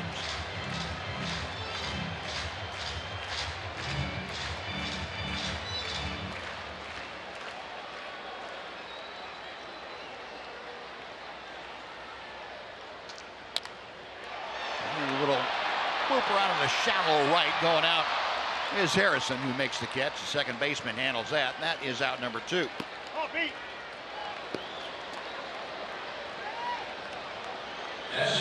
Before Prince Fielder steps in, we'd like to remind you that tickets for tomorrow night's game, Pirates and the Rangers, obstructed view and scattered single seats and standing room only tickets remain. Don't forget, Yu Darvish making that start tomorrow night, his return to the Rangers. Get your tickets now at TexasRangers.com or call 972-RANGERS. Again, scattered singles and obstructed view seats, standing room only. Those are all available, but you better hurry. They are going quickly. Prince Fielder 1 out of 2 tonight. Doubled in the first inning. Grounded to first in the third. Towering pop-up, shallow center. McCutchen making the call, the catch, and that'll do it for the Rangers. Texas gets a couple of hits, but Strands too. After 5, Pirates 6, Rangers nothing on Fox Sports Southwest.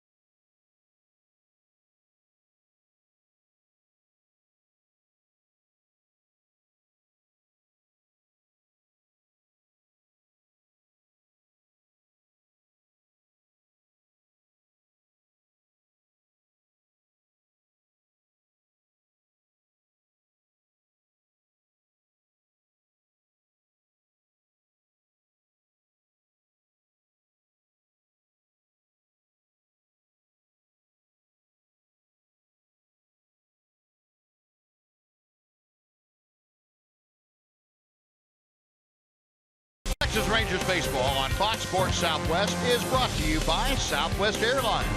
Transparency, low fares, nothing to hide. And by Mazda. In every car we make, you'll see why driving matters.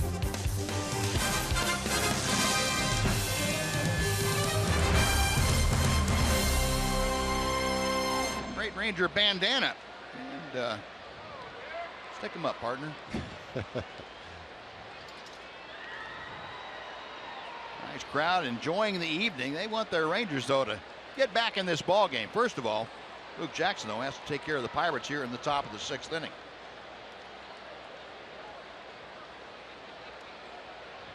Andrew McCutchen will lead things off. It'll be McCutchen, Freeze, and Gang. McCutchen swinging, driving one to deep right field.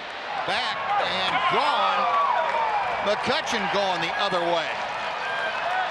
Sliced that into the wedgie, it looked like. His 9th home run of the year. 7-0. As short as you can hit a ball and get a home run in this ballpark, right down the right field line. He found the spot. Not hit all that well, but you don't have to hit it all that well to get it over the fence right down the line and right. A cutter that stayed up near the middle of the plate, out over the plate. Hit it solidly. Kind of fought it off.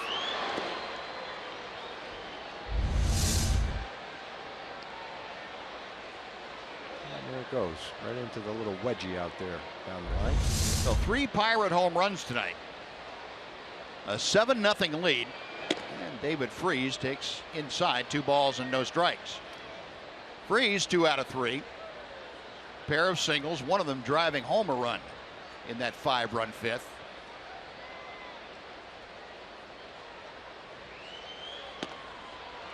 Two and one. Freese facing the 24-year-old right-hander Luke Jackson.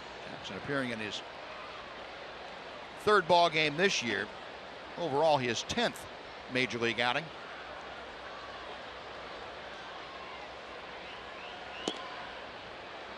Two and two.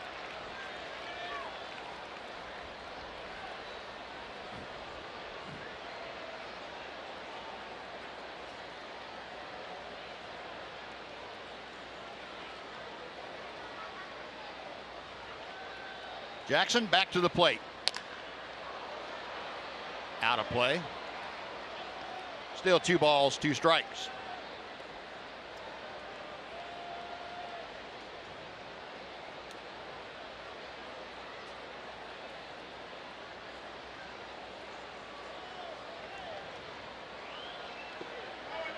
That'll run the count full. So Freeze, the number 3 hitter in the Pirates order tonight. Jung Ho Kang is in that on-deck circle.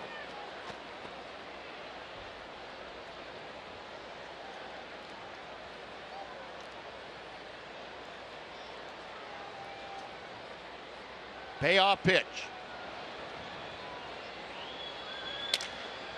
Broken bat up the middle. That's going to find its way into center field, and Freeze has a 3-hit night.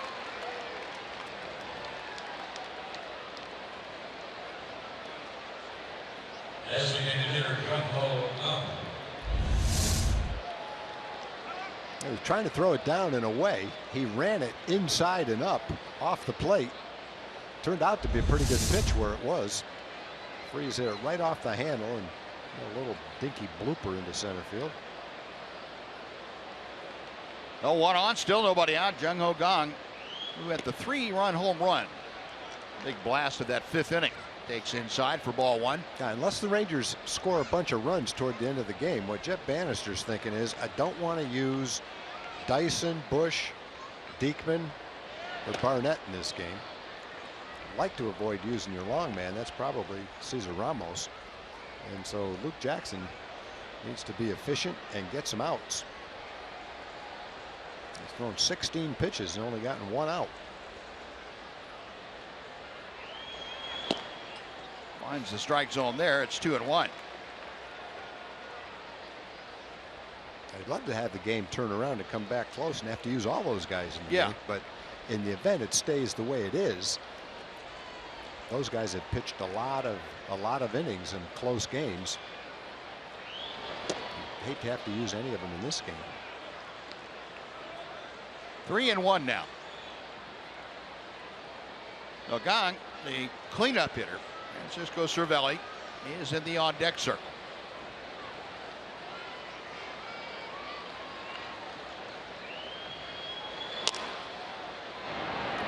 That foul ground ball will fill the count. Look from the top of the section behind home plate. Lower section.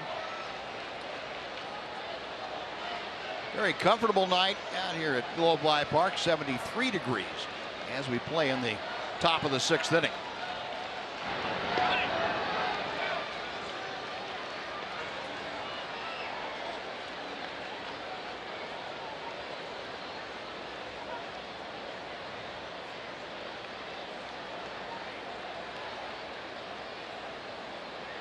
Another 3-2.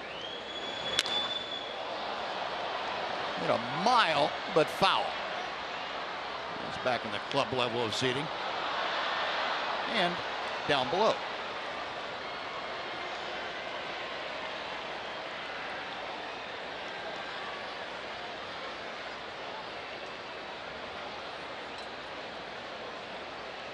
Again, Luke Jackson ready.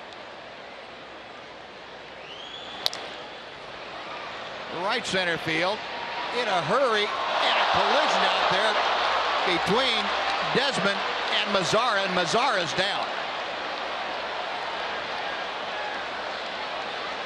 Mazara is down. It looks like he might have just gotten the wind knocked out of him. Able to get up to one knee. Kevin Harmon and Jeff Bannister hurrying out there. It looked like they both were able to veer away at the last second to avoid complete contact. That's one of those plays. If only one of them was out there, either one of them could have caught the ball easily. It looks like Ian's okay. And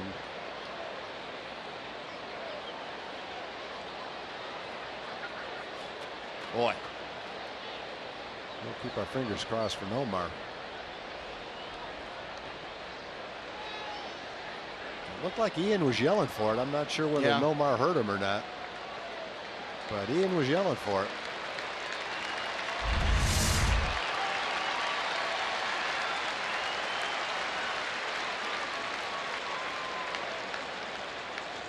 Kevin Harmon make sure that Mazzaro's okay, and Desmond able to walk back to his position.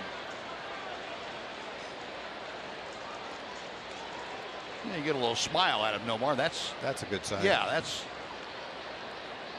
that's a positive. Plus, the smile had all the teeth in place. That's the important thing. Wow. That's one you hold your breath on. Those two guys run together. They're the two best players right there. The last minute, boy, that could have been head to head. That's a good thing Nomar's 6'5" or 4. Wasn't pretty, but it could have been worse. Well, it goes down as a base hit. 2 on, nobody out. And Francisco Cervelli coming up. Cervelli tonight 0 for 3. He has grounded out twice, lined to right field. You got Freese at second, Gong at first. Strike 1.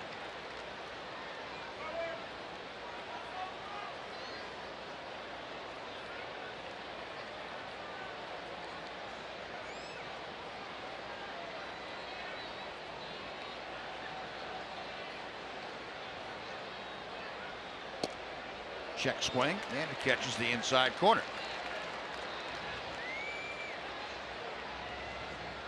Cervelli up and down with the Yankees beginning in 2008.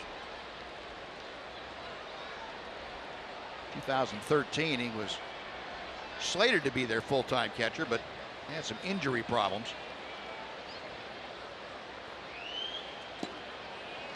One and two. Pirates made the deal for him after the 2014 season. Deal that sent Justin Wilson to the Yankees. The Pirates have walked 170 times. Cervelli's walked 24 times. He has the second most walks on the Pirates.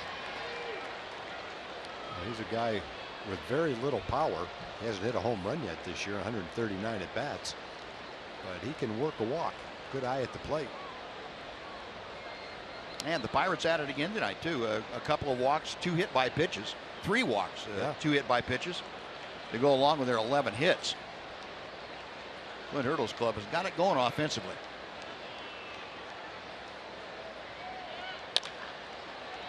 Double play ground ball that Elvis will take and turn over himself. Needed that. Gong erased on the Francisco Cervelli double play ball. 67th twin killing turned by the Rangers this year. There are 2 gone. And Starling Marte is coming up.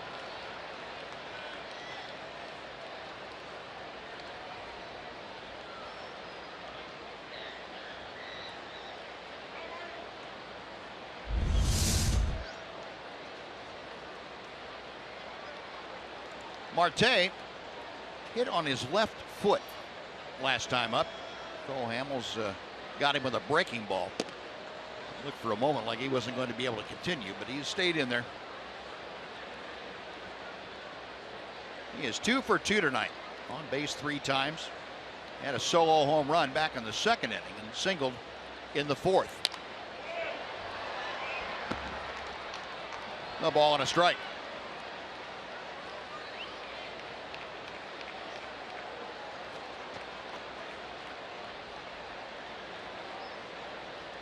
Marte with a .322 average as he faces Luke Jackson.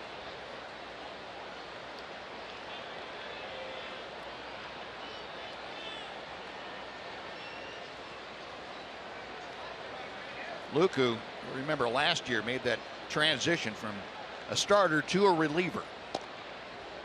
Has taken to it very well and trying to now become accomplished working in different roles in the bullpen.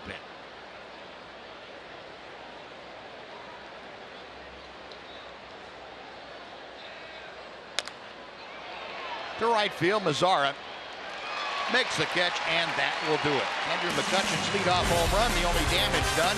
A run on 3 hits and 1 left. After 5.5, 7-0 Pittsburgh on Fox Sports Southwest.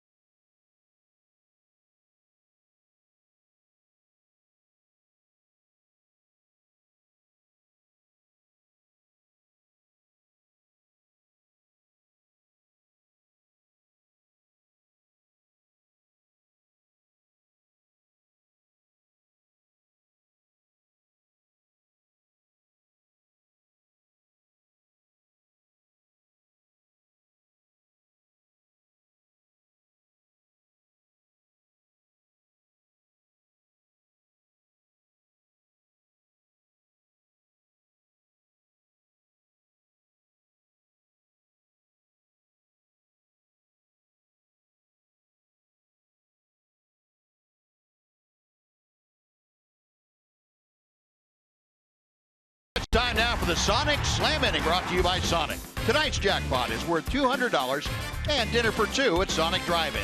If a Ranger hits a home run during this inning, Ermelinda Strange of River Oaks, Texas will win $200. And if a Ranger hits a grand slam this inning, Ermelinda is going to win $25,000. You can register at any participating Sonic restaurant.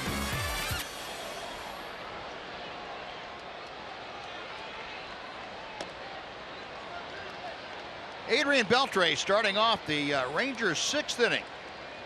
Rangers trailing 7-0. Beltre tonight 0 for 2, a fly out and a ground down. He pounds one deep to left field. Ermelinda, you are a couple of $100 richer. Adrian Beltre with his 8th home run of the year. It is 7-1.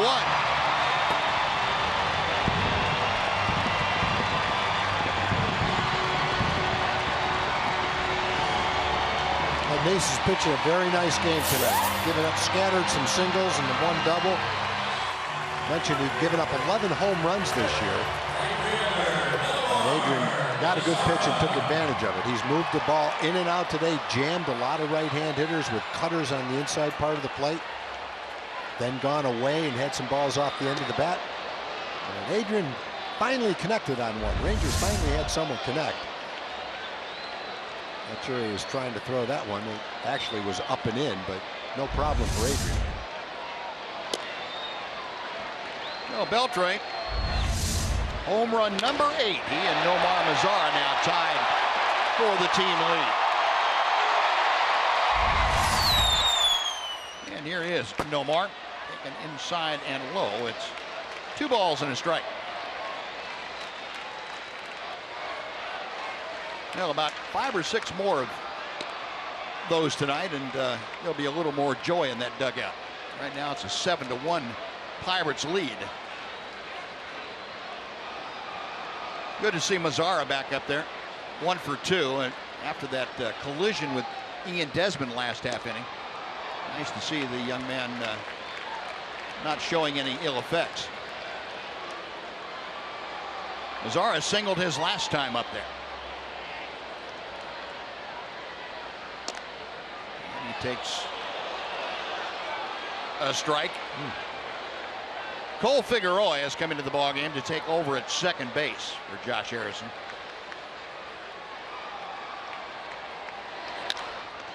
Right back to Nice. 1 out.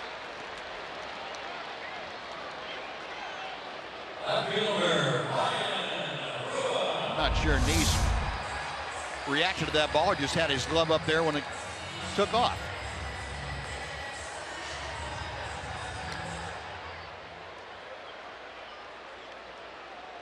Yeah, he did. I'll give him credit for that one. He charged that ground ball.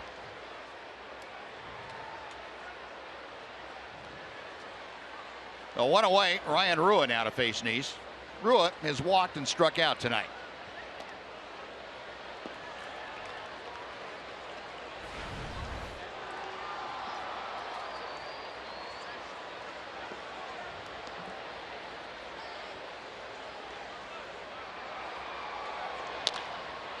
Sharply hit by the dive of David Freese, and Rua has his first hit. A 1-out single puts him aboard for Mitch Moreland.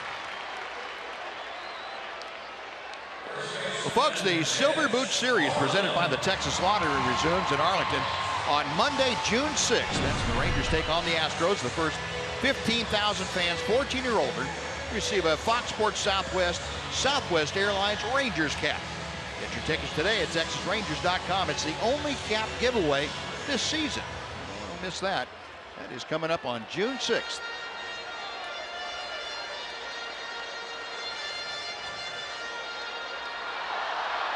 Well, Ray Series, the pitching coach, out to the mound. And meanwhile, Tony Beasley and Jeff Bannister having a conversation. And you know, it's moments like that that make you very, very thankful that baseball is able to bring people together in tough situations. And certainly, Jeff Bannister really appreciates Tony Beasley being here for this series. It's important, but not only that, it's important to for the guys in the clubhouse to see Tony Beasley putting up a fight that he is putting up, and everybody's in it with him. And Jeff was talking about that before the ball game today. So, you know, when Tony comes up here, we all know we are all in that fight with him. And Tony battling cancer and taking his radiation treatments, chemotherapy treatments. Great to see him. And two very close friends on and off the field. Well, Mitch Moreland has struck out and grounded out tonight. And he finds himself down on the count, no balls and 2 strikes.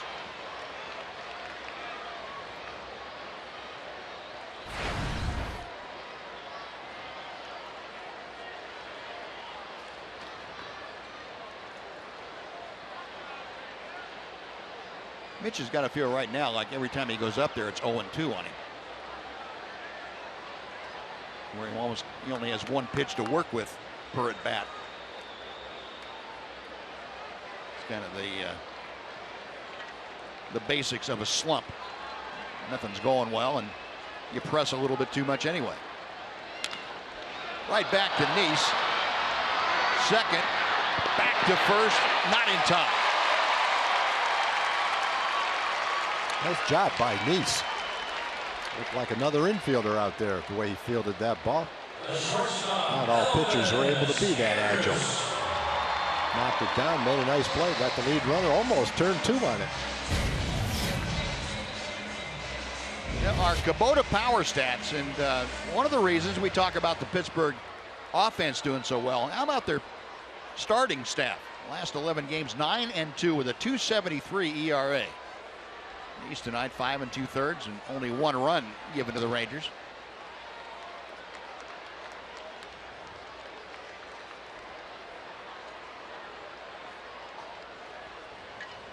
Nice with 2 outs here in the 6th. Moreland at first, Elvis Andrus taking inside, 2 balls and no strikes. That turned out to be a pretty good trade for both teams. The Mets acquired Neil Walker. Walker, all he's doing is leading the National League in hitting by about 30 points, hitting .390. But Harrison has slid over and covered second base very well for the Pirates, so they're doing well in that regard, scoring a lot of runs. They needed another starter, and Nice has come in and done a nice job. He's not a top of the rotation guy, but good solid 3rd or 4th guy. And you see exactly the kind of pitcher he is, the way he's pitching tonight. And Elvis gives this a ride to left field. Going back is Marte at the track and makes the catch right in front of the out-of-town scoreboard. Elvis gave it a ride, but came up about 5 feet short, and that will do it. But Adrian Beltre, with his 8th home run of the year, gets the Rangers on the board. Will go to the 7th, 7-1 Pittsburgh on Fox Sports Southwest.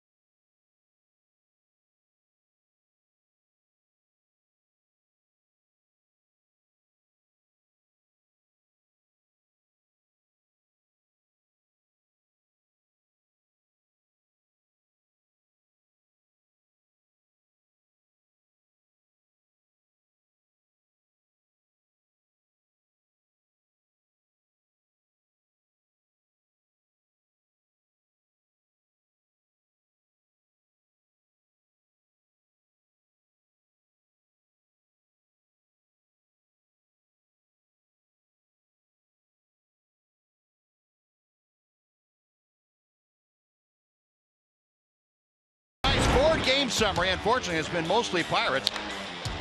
Starling Marte got things started with a solo home run to center field in the second. And then Jung Ho Kang with a 3-run opposite field home run broke open the ball game, a 5-run 5th inning. And Andrew McCutchen going opposite field, his 9th home run of the year. That made it 7-0. Adrian Beltre, though, came back, got the Rangers on the board in our sonic slam inning with his 8th home run of the year, 7-1. And that is the score as we head to the top of inning number 7.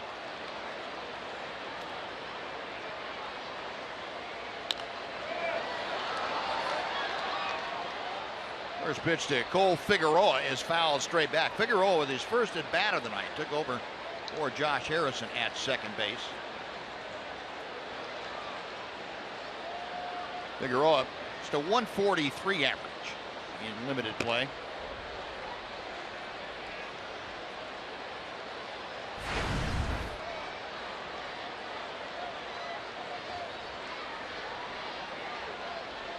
Luke Jackson with the 1-1 pitch. Here's a base hit for Figueroa. So he starts off the 7th with a solid base hit to center field. Before Polanco comes up, let's check in with Jim Knox. Oh, I appreciate it, Buzz. Big night tomorrow night here at Globe Life Park. Yu Darvish returns to the mound. Yu is back. That means Tack is back with the big head of Yu Darvish, and you're got to be really excited about tomorrow night. Oh, Jim, it's been a long time. In fact, tomorrow's game is going to be bigger than his debut game back in 2012.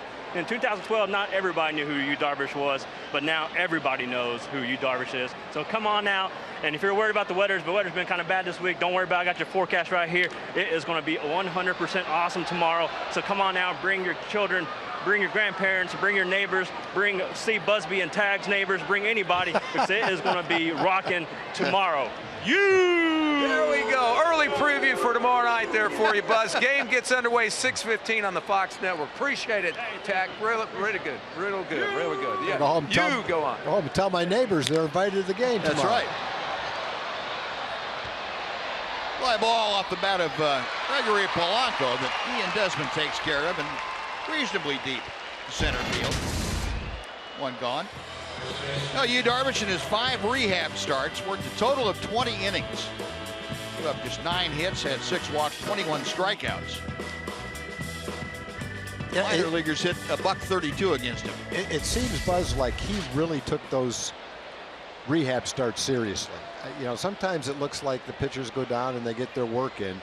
It looked like he went down there to get hitters out, get his work in, perfect his pitches, and he wanted to be perfect. He's a perfectionist, and the results were there in almost every single one of those rehab starts. So I think he comes into his start tomorrow not only knowing physically he's okay, but also feeling like, hey, I'm getting hitters out. I'm ready to go. Right, and that's the big thing, I think, Tom. He wanted to prove that to himself, I think, more than anything else, that he was ready, that he was over all the humps that he could imagine, and he's ready to take it between the white lines at the big league level. Particularly the last 2 starts that he made, when he got up to 75 to 90 pitches in that range, and he really started putting some tough at-bats together against guys. Now, he and Martin Perez must be pretty good friends. I read his quotes today. He said he was looking forward to getting back into the rotation with everybody except Martin Perez. And there they are on the bench. So I think that was his way of just taking a little dig at his buddy. Alex Claudio loosening in the Ranger bullpen. Luke Jackson nearing 40 pitches in his outing here tonight. And Sean Rodriguez takes that pitch low. 2 balls and 2 strikes. Well, Luke got a double play in the 6th inning. He could use one right here to keep that pitch count down a little bit. Seen Alex Claudio come in, though, earlier and throw, I think it was 4 1/3 innings. Right. Ended up pitching long enough and well enough for the Raiders to come back and win a ball game, too. 2-2 to Rodriguez. Call strike 3. Well, it's down there. It's a strike today. You're a hitter, and you're wondering whether that low pitch is going to be a ball or a strike. You better swing at it, because Ed Hickox is calling it today. Been very consistent with that call. Yep. Those pitches are right there. Right at the bottom of the strike zone. Rodriguez caught looking. That is out number 2. That's the first strikeout for Luke Jackson tonight. Now Jordy Mercer, shortstop up there. 0-1. Speaking about the strike zone, I saw the other day that Major League Baseball is seriously considering changing the strike zone or re-identifying the bottom of the strike zone, taking it from the hollow below the kneecap to the top of the kneecap. We'll continue that conversation at another time as I figure out whether I'm for it or against it. No runs a hit, 1 left. Stretch time at the ballpark. 7-1 Pittsburgh. Now please join Chuck Morgan as he introduces God Bless America. Ladies and gentlemen, will you please rise? And now in honor of all the veterans who have served our country and the servicemen and women who are currently stationed at home and around the world, we invite everyone in Globe Life Park to join in singing God Bless America.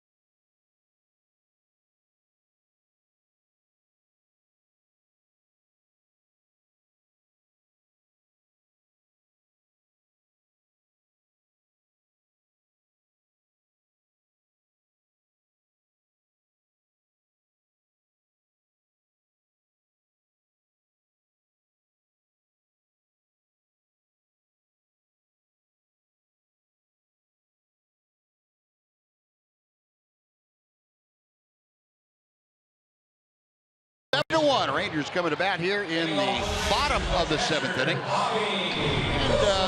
how about our rocket arms, our rocket mortgage from Quicken Loans, showing you that Clayton Kershaw with 95 strikeouts leads the National League. How about only 5 walks? A 19-to-1 strikeout to walk ratio. And David Price, the American League, with 76 strikeouts, leads the American League. Quicken Loans showing you the rocket arms of baseball. That Clayton Kershaw's having a fairly good year again. That's unbelievable. Be something. Just wins the ERA title every year. Yeah. Well, Fredo Bosca on now. He takes the place of Jonathan Neese as we start the bottom of the 7th. Bobby Wilson leading things off. And the first pitch to him is inside for ball 1. Bobby Wilson 1 out of 2, singled his last time up. Rangers with 7 hits tonight, but they have been spread out. Jonathan Neese spread them out pretty effectively. The only time that the Rangers scored on Adrian Beltre's home run. That'll require some new wood right there. Well, you could hear that bat shatter. Scattered some of the Pirate coaches too. Luckily he wasn't hit very hard.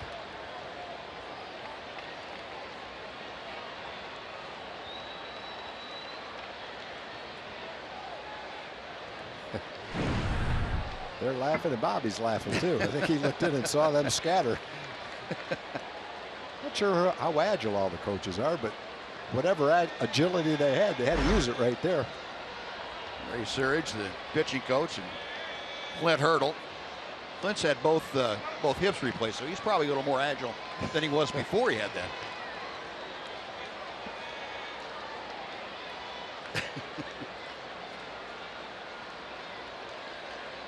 2 balls and a strike to Bobby Wilson. Oscan back to the plate. To right field. And Polanco there to make the grab. That is out number 1.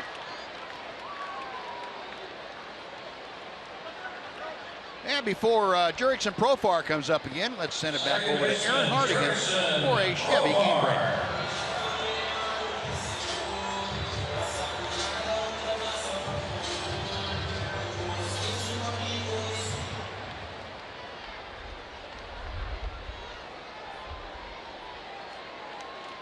All right, Aaron, thank you.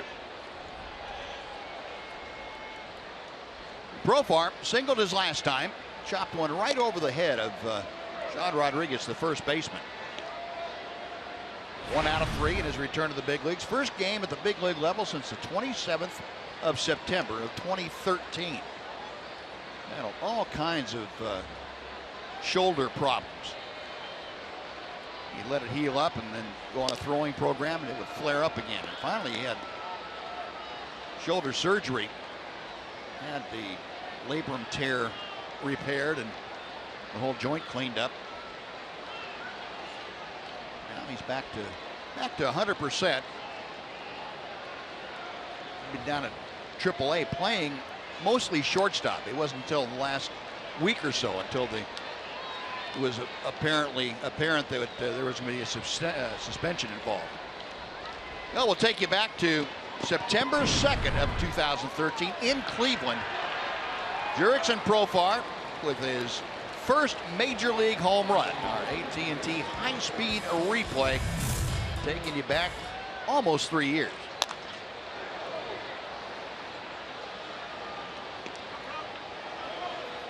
Fortunately, the ground ball, guys are used to that netting being there, so they weren't moving any place.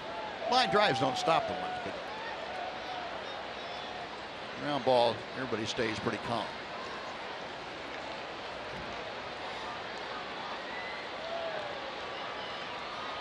Two balls and 2 strikes.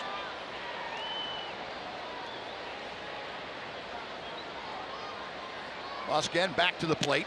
And the full count now. Well, Profar trying to get aboard here with 1 out in the 7th. Ian Desmond, he was getting ready in that on-deck circle.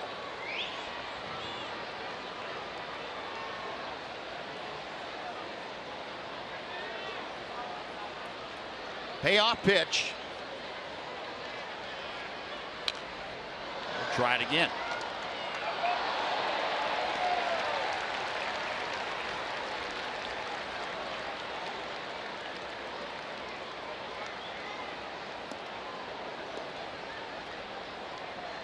Profar at one point in his minor league career, the top rated prospect in all of minor league baseball. It was that ill-fated year of 2014. Rangers had him penciled in to be their starting second baseman after the trade of Ian Kinsler for Prince Fielder. Yep, that was part of the whole equation, was for him to step in, and he was ready. One of the better young prospects in baseball at the time, and the injury just kept that from happening at that point in time anyway.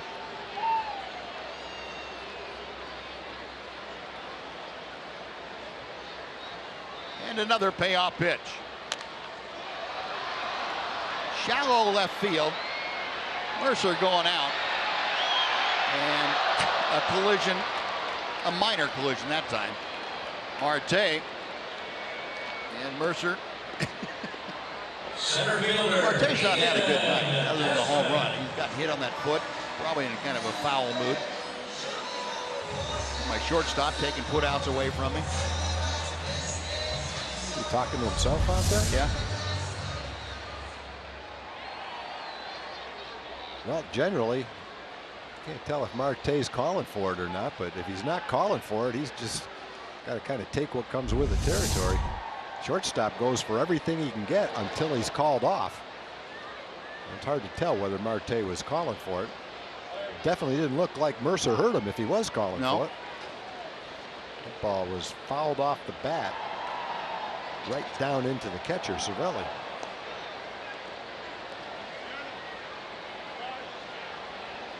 Hit him inside the right knee. Yeah, catchers, when they reach up for the ball like that, they're kind of in a vulnerable spot. There's a protection on a foul, a little check swing foul like that. That's geared to the ball that's coming straight at you, not at an angle. Get under that padding on the shin guards.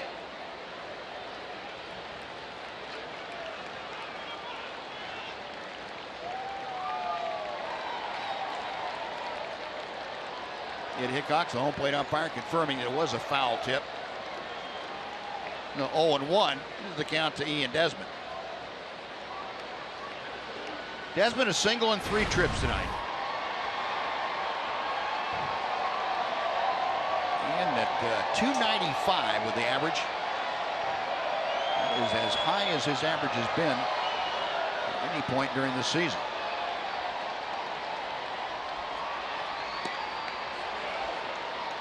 No swing, a ball and a strike.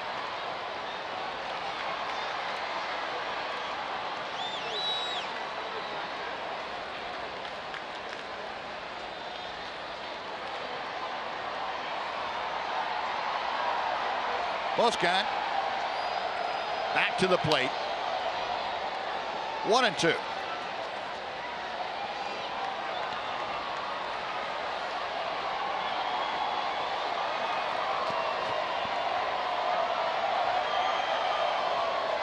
Boscan took over for Jonathan Neese at the start of this inning. Neese, 6 innings of work, allowed just the 1 run. That was on Beltre's home run. 7 hits, 1 walk, 2 strikeouts. Call strike 3. Well, Boscan works a very quick and easy 1-2-3-7. On to the 8th we go. Pirates leading the Rangers 7-1.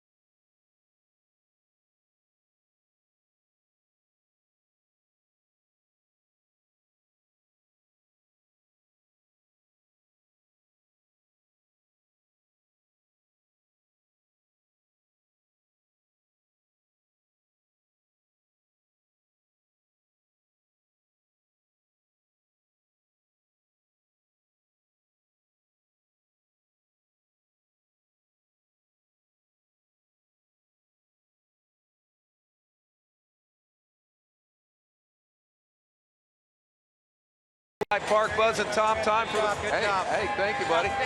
Thank you. Time for the Progressive Fan of the Game. We got to give it to Frances.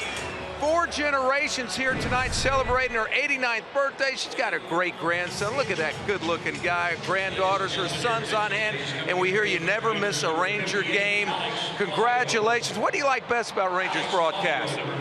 Tom Grieve. Tom Grieve, he is quite the guy, isn't he? Well, here's the bag. Congratulations, Frances. You got big plans after the game? You got big plans after the game? Oh, just celebrating a little bit more of my birthday. There we go. Well, congratulations. They say she always goes home and scores the games as well, right, Frances? I have it all down. I bet you do. Congratulations. Go Rangers. That's right. Good to have you guys out here. Happy birthday. Happy birthday!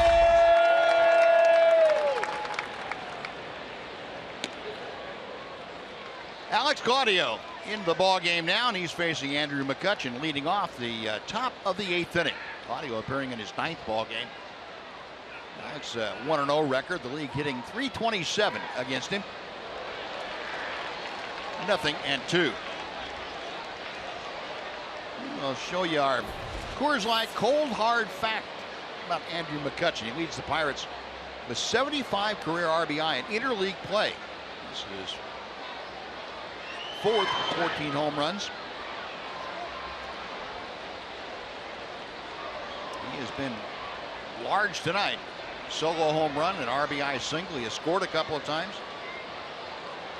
And McCutchen's made 5 straight All-Star teams. But he can't hit that changeup. No. McCutchen's averaged a little over 325 home runs and 90 RBIs the last 5 years. Good, solid All-Star player. And that's not an easy changeup to hit the first time you see it. That was the second time you saw it in that at bat. He still couldn't get it. Yeah. Well, you faced Claudio for the first time. That's not an easy pitch to hit. Oh, 1 away. Here's David Freese. And David Freese has probably got an idea of what to expect from Claudio. With the Angels, he saw him a few times. His approach was make him throw it in the strike zone someplace. Yeah, that's just what he did. He didn't want to swing at it. He wanted to look bad swinging at it, so he took it.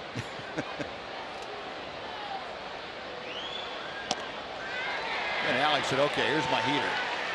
See if you can catch up with that. And the answer was no, you can't. A ball at 2 strikes.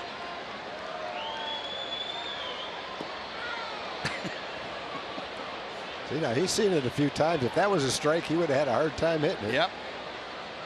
That one just floated up there.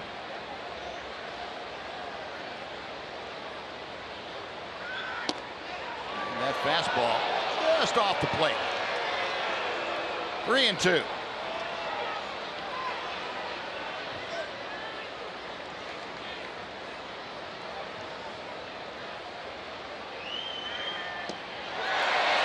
Back-to-back strikeout. 2 gone. That's a pretty good combination. 86-mile-an-hour fastball and a 66, 67-mile-an-hour changeup. That's a 20-mile-an-hour differential. And again, it's not how fast it is. It doesn't have to be 95. It's the combination. And that combination, the differential of 20 miles an hour, can be pretty tough at times. Let's see how Jung Ho Gong fares. Gong tonight, 2 for 4. He laid it on it decent. He did. Fly ball to right. And that will do it. So a couple of strikeouts, a lazy fly ball, and Alex Claudio has a 1-2-3 frame. Rangers coming to bat in the bottom of the 8th, trailing 7-1 on Fox Sports Southwest.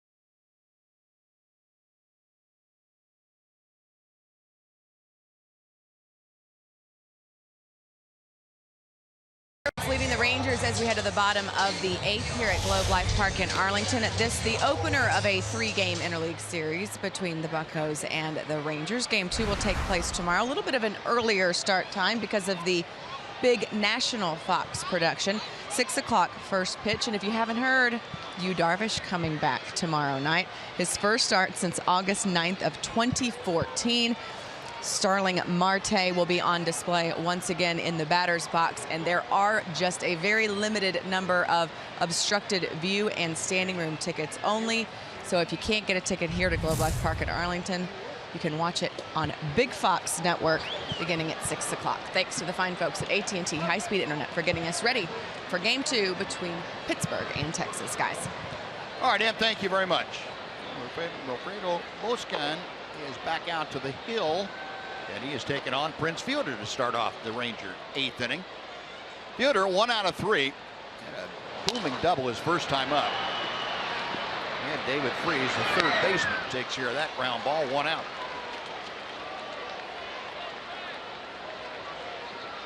Well, with Adrian Beltre coming up for his 4th at bat of the night. How about our Jimmy John's delivery of the game?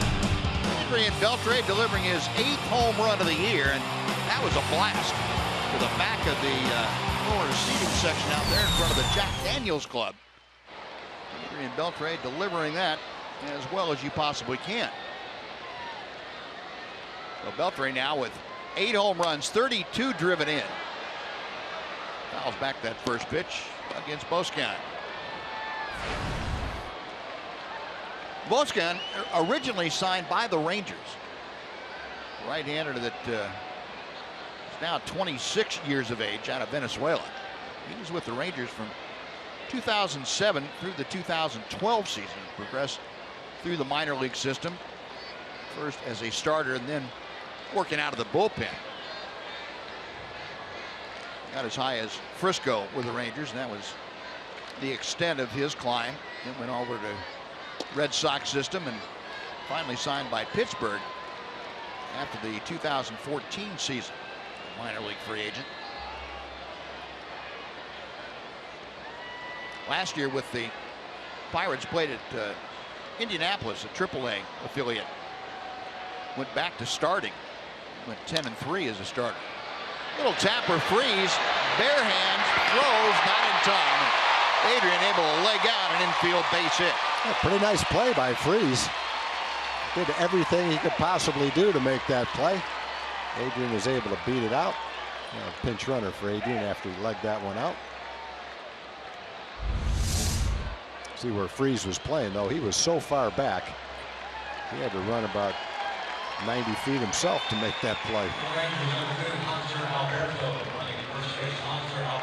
Well, Hanser Alberto is going to pitch run for Adrian. No doubt stay in the ballgame. Take over third base. So 1 on, 1 out. And Nomar Mazara coming up for his 4th at bat. Adrian retires for the evening, going 2 for 4.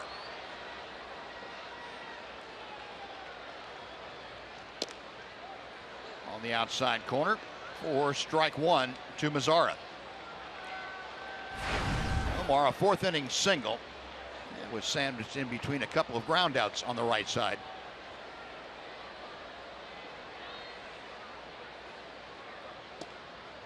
One ball and 1 strike.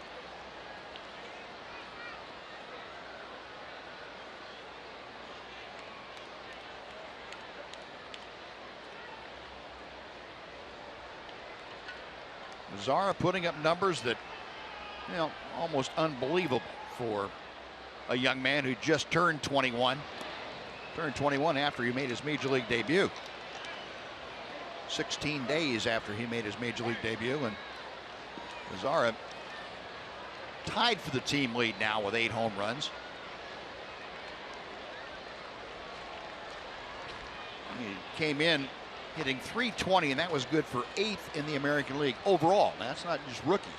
He's leading the rookies in virtually every offensive category in the American League. 2-1. That will even the count.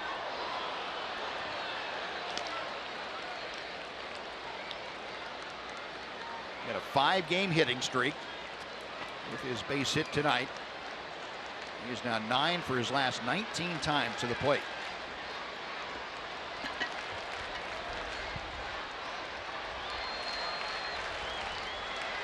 '21 RBI. That leads all rookies in the American League. And it's 4th in Major League rookies.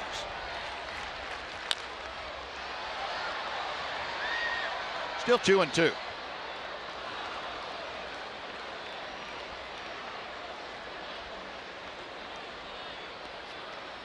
He was voted the American League Rookie of the Month, you remember, for April.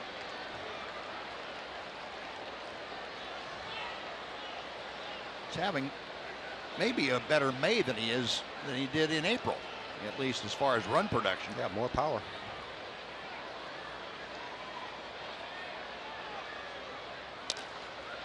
Loop down the left field line, but that's going to slice and go just over the tarpaulin.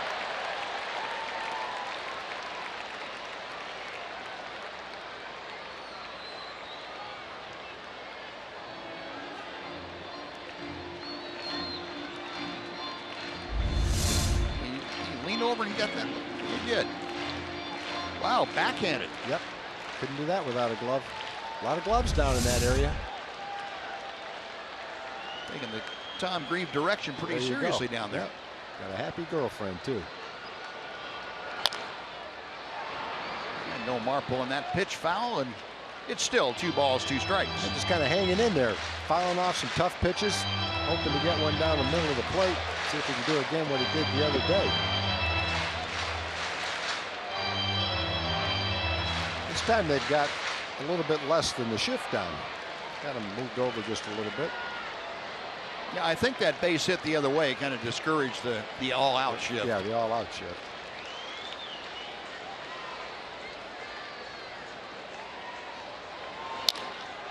Line drive, there's no shift on for that.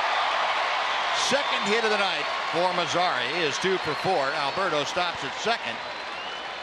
Ryan Rua will be called back to the bench, and Jared Hoying, he has grabbed a bat. Now he got a changeup, and for where that changeup was, that ball was hit pretty hard. That ball is on the outside corner, a little bit off the plate, tailing away from him. With his long arms, he's able to get the good part of the bat on it to rip it into right field. Hung in there, fouled off some tough pitches. Doesn't strike out all that much. Been up 150 times, only struck out 30 times coming into the game. That's a pretty good rate for a 21-year-old rookie who's got his kind of power. Well, here's Jared Hoying coming off the bench as a pinch hitter. Jared still looking for his first major league hit. And his contract purchase from AAA this past Monday. So far 0 for 3 with a walk in the 2 games that he has started. Started Monday and Tuesday against the Angels. And a good rip there. 1-1 the count.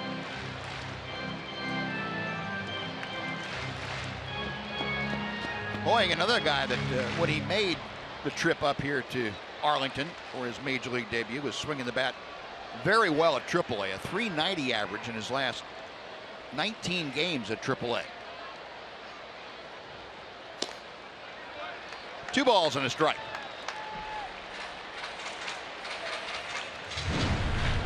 Hoying down to Round Rock, overall hitting at .319. 7 home runs and 32 RBI in 41 ball games. The number we were talking about the last 3.5 weeks that he was down there. 2-1 pitch coming from Boscan. Up the middle off of Boscan. Right over to the second baseman, and in time. Figueroa's quick release got Hoying by half a step. Well, that was a close play at first. That was a shame for Jared. He hit that ball hard. I'm not sure he was out. Rangers are going to take a look at it. Very close play. I don't know if Rodriguez even had his foot on the base.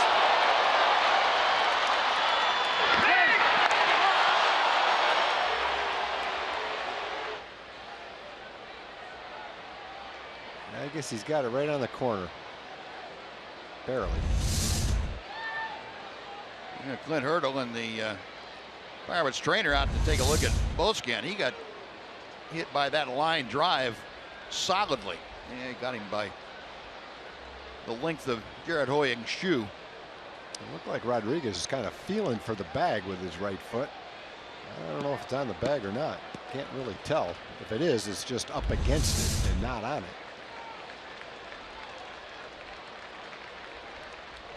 It goes as a 1-4-3 put out at first, and they're going to let Boscan throw a few pitches, make sure he's okay. Well, that was a rope, too. That was solid contact.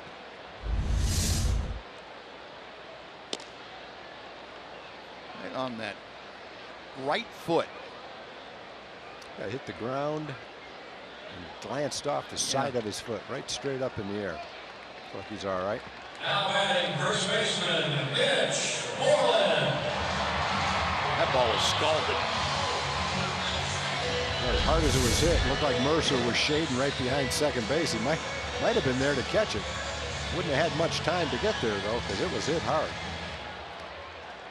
No, 2 outs on the play. Alberto advanced to third and Mazzara to second. Mitch Moreland, 0 for 3 tonight, will step in. See if Mitch can't tune one up here. Ball 1.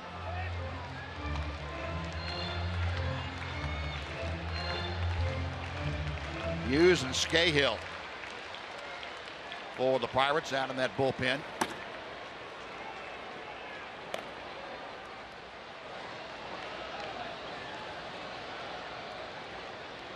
Boscan back to the plate. 1 ball and 1 strike.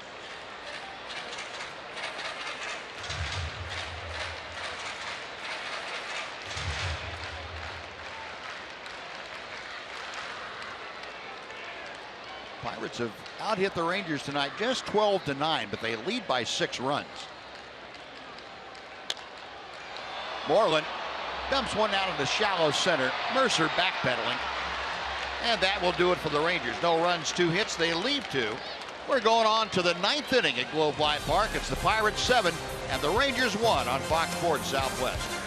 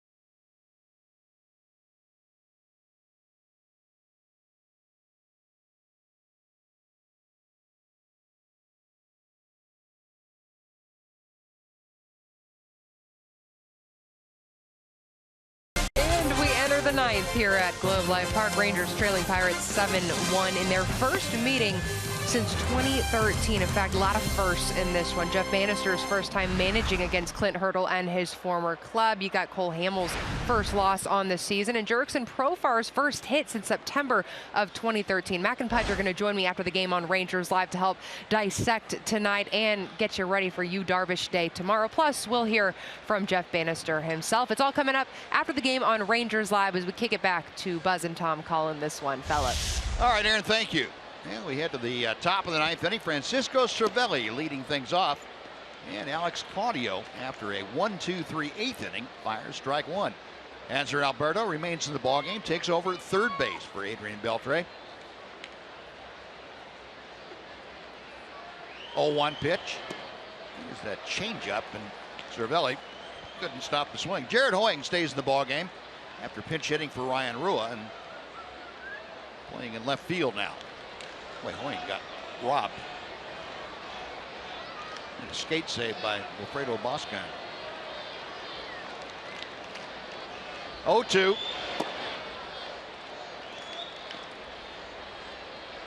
Cervelli tonight is 0 for 4.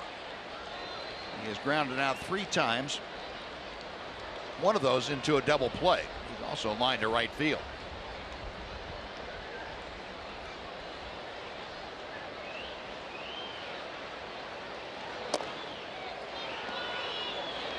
Hamlick's not missing by much, but it evens the count at 2 balls, 2 strikes.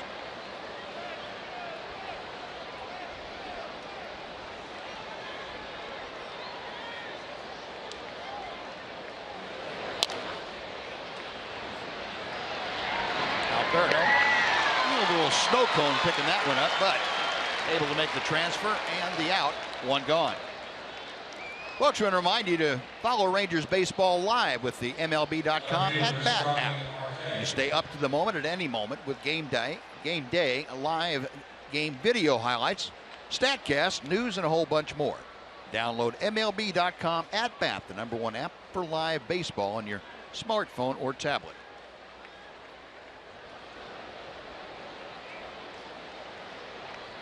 Starling Marte is 3 for 4 tonight, or 2 for 4, excuse me. 2 for 3 tonight. Hit by a pitch, which threw me for a loop. Single, solo home run.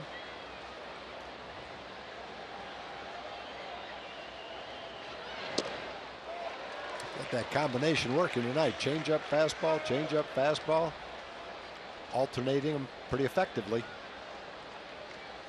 No, like you said, the first time you see Claudio, it's got to be tough. It is.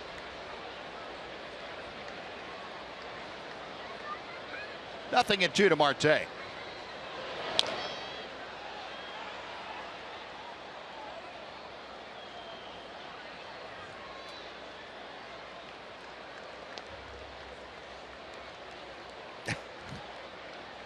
Marte does a lot of self-talking, it looks like. Yeah. Very animated.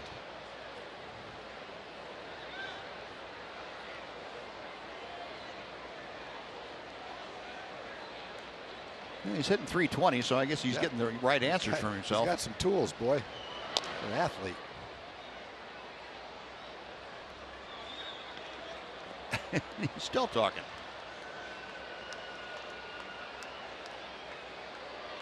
Marte last year hit .287, hit 19 home runs, knocked in 81 runs, and stole 30 bases. So it's a well-rounded offensive player.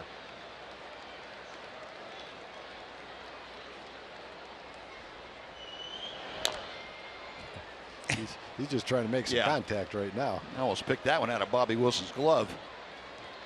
Claudio's got him talking to himself, smiling.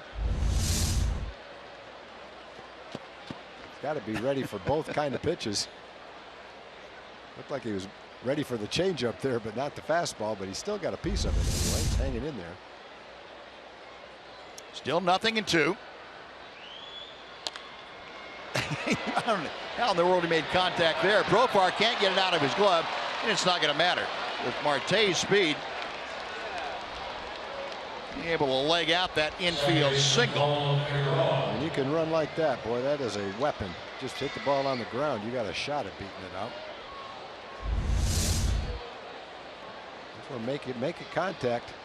You have a chance, and that's all he's trying to do is make some contact. Didn't even take a swing at it.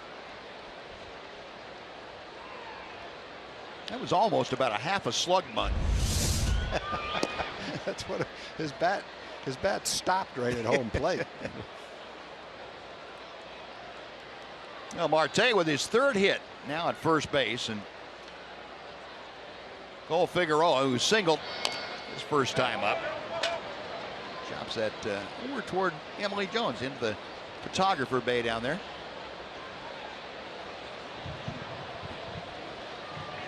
I didn't see where it was coming. I just knew it was coming. And so I immediately got into the fetal position as quickly as possible. That's great instinct, Em. Worked out well for me. Yep.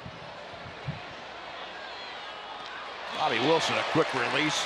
Goes out Figueroa. On to second goes Marte.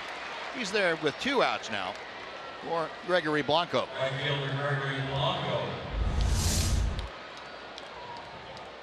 Another ball that's almost by him when he made contact with it. Nice play by Bobby.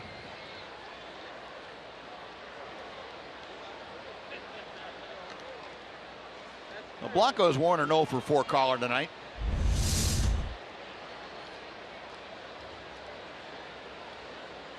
"13 base hits for the Pirates.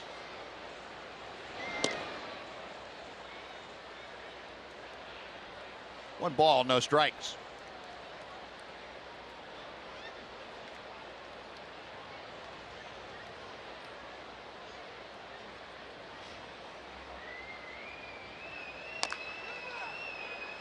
Chopper foul. And the count evens out at 1-1. Never too early in the season to do a little scoreboard watching. Twins have jumped on the Seattle Mariners early, 6-1. Felix Hernandez was supposed to start that game. Let me check. That's what it says on our score sheet anyway.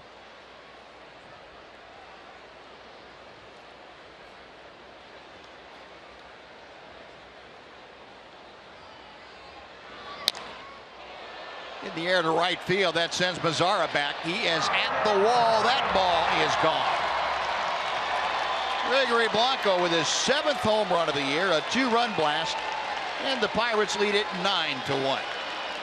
And he waited on that pitch from Alex Claudio. Yep, he's been one guy that was able to do that. Pirates showing why they've been winning games. Won 9 out of 11 coming into this game by averaging over 6 runs a game.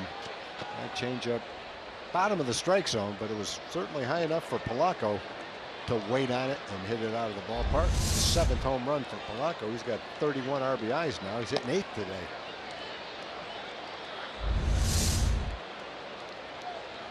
Mazzara had plenty of time to get back there, but the fence got him. Needed a ticket for the second row. Sean Rodriguez down on the count now. No balls, 2 strikes. That looked like it was a 5-run 3rd inning against Felix, giving up 7 hits and 6 runs at home in 3 innings.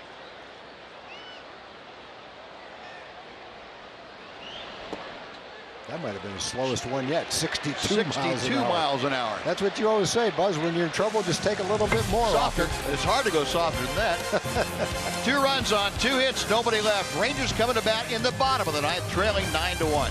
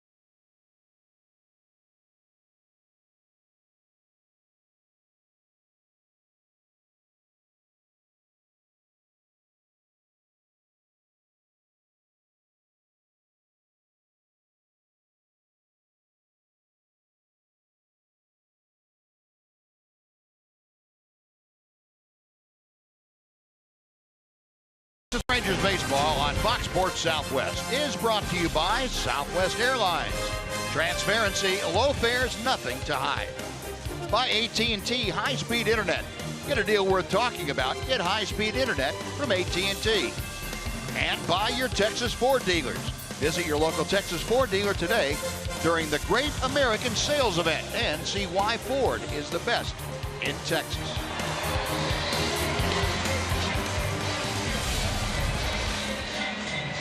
Well, Yu Darvish will get the start tomorrow evening. Taking it in here tonight, and he has had a lot to look at.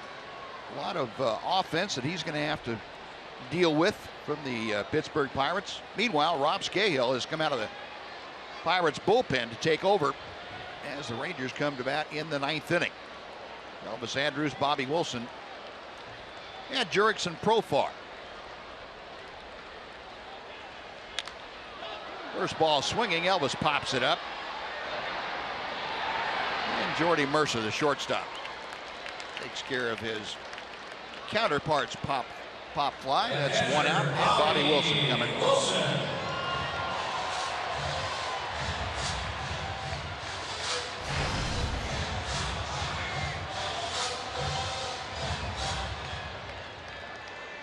Bobby 1 for 3 tonight. Had a 5th inning single. Other than that, he has grounded out and flied out.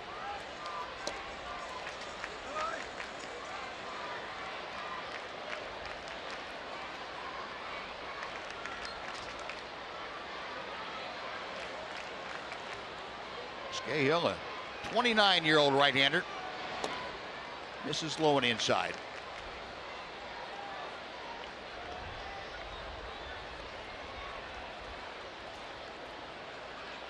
Rob Scahill came over from the Rockies in a deal after the 2014 season.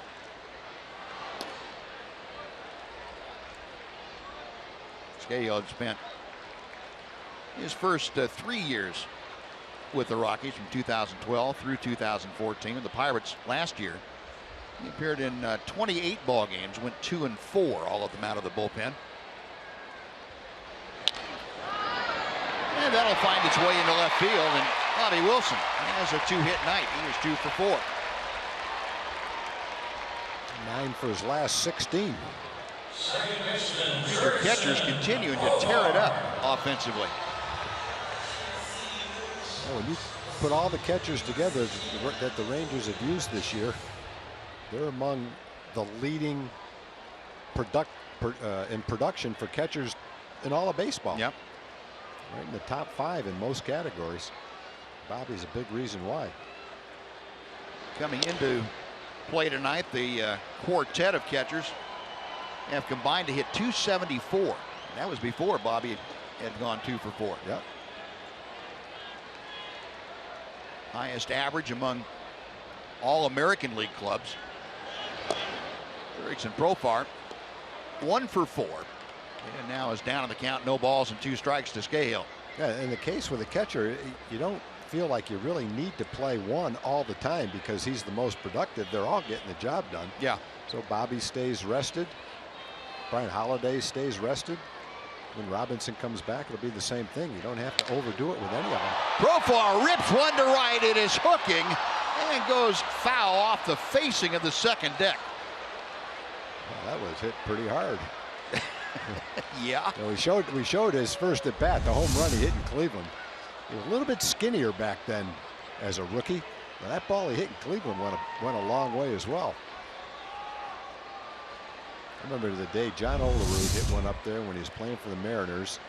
There was only one person sitting up there. I think it was a guy with his girlfriend. He caught the ball and he had an Olerud jersey on in our ballpark. That's pretty amazing. Yeah. Got a Mariner fan sitting up there and Olerud hit him a ball. What are the chances, right? Not too much. Not too much of getting one there. No matter who's sitting up there with what shirt on. Not many balls go up in that area. Another 0-2 pitch called strike 3. Profar knew it. Good luck trying to hit that pitch. Backdoor cutter slash slider, and it's strike 3 no matter what you call it. slider. I don't think Barry Bonds could have hit that pitch. Well, he probably could. Not many other people could. He would have been closer to the plate than that. 2 outs. Here's Desmond. Ian takes ball 1. It would have been interesting to see if Barry Bonds had that call and a strike on him. That's a good point. Desmond 1 for 4 tonight.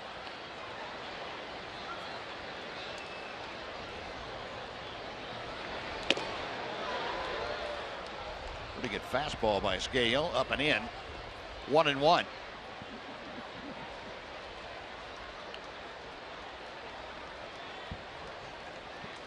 Ian looking to extend to 5 his streak of consecutive multi-hit games.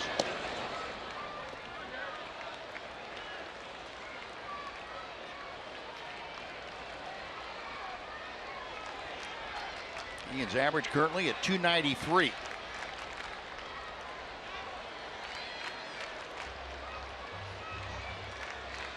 Scahill with a 2-1.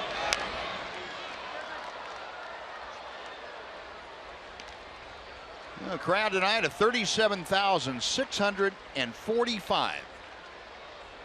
Turned out on father-daughter night, University of North Texas night, and fireworks Friday night.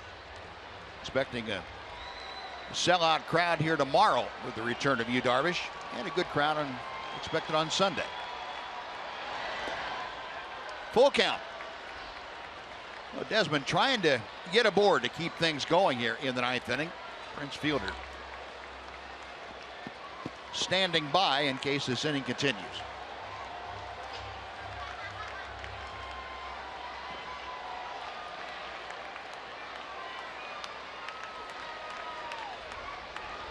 Scahill is set. The payoff pitch. Ground ball to Freeze.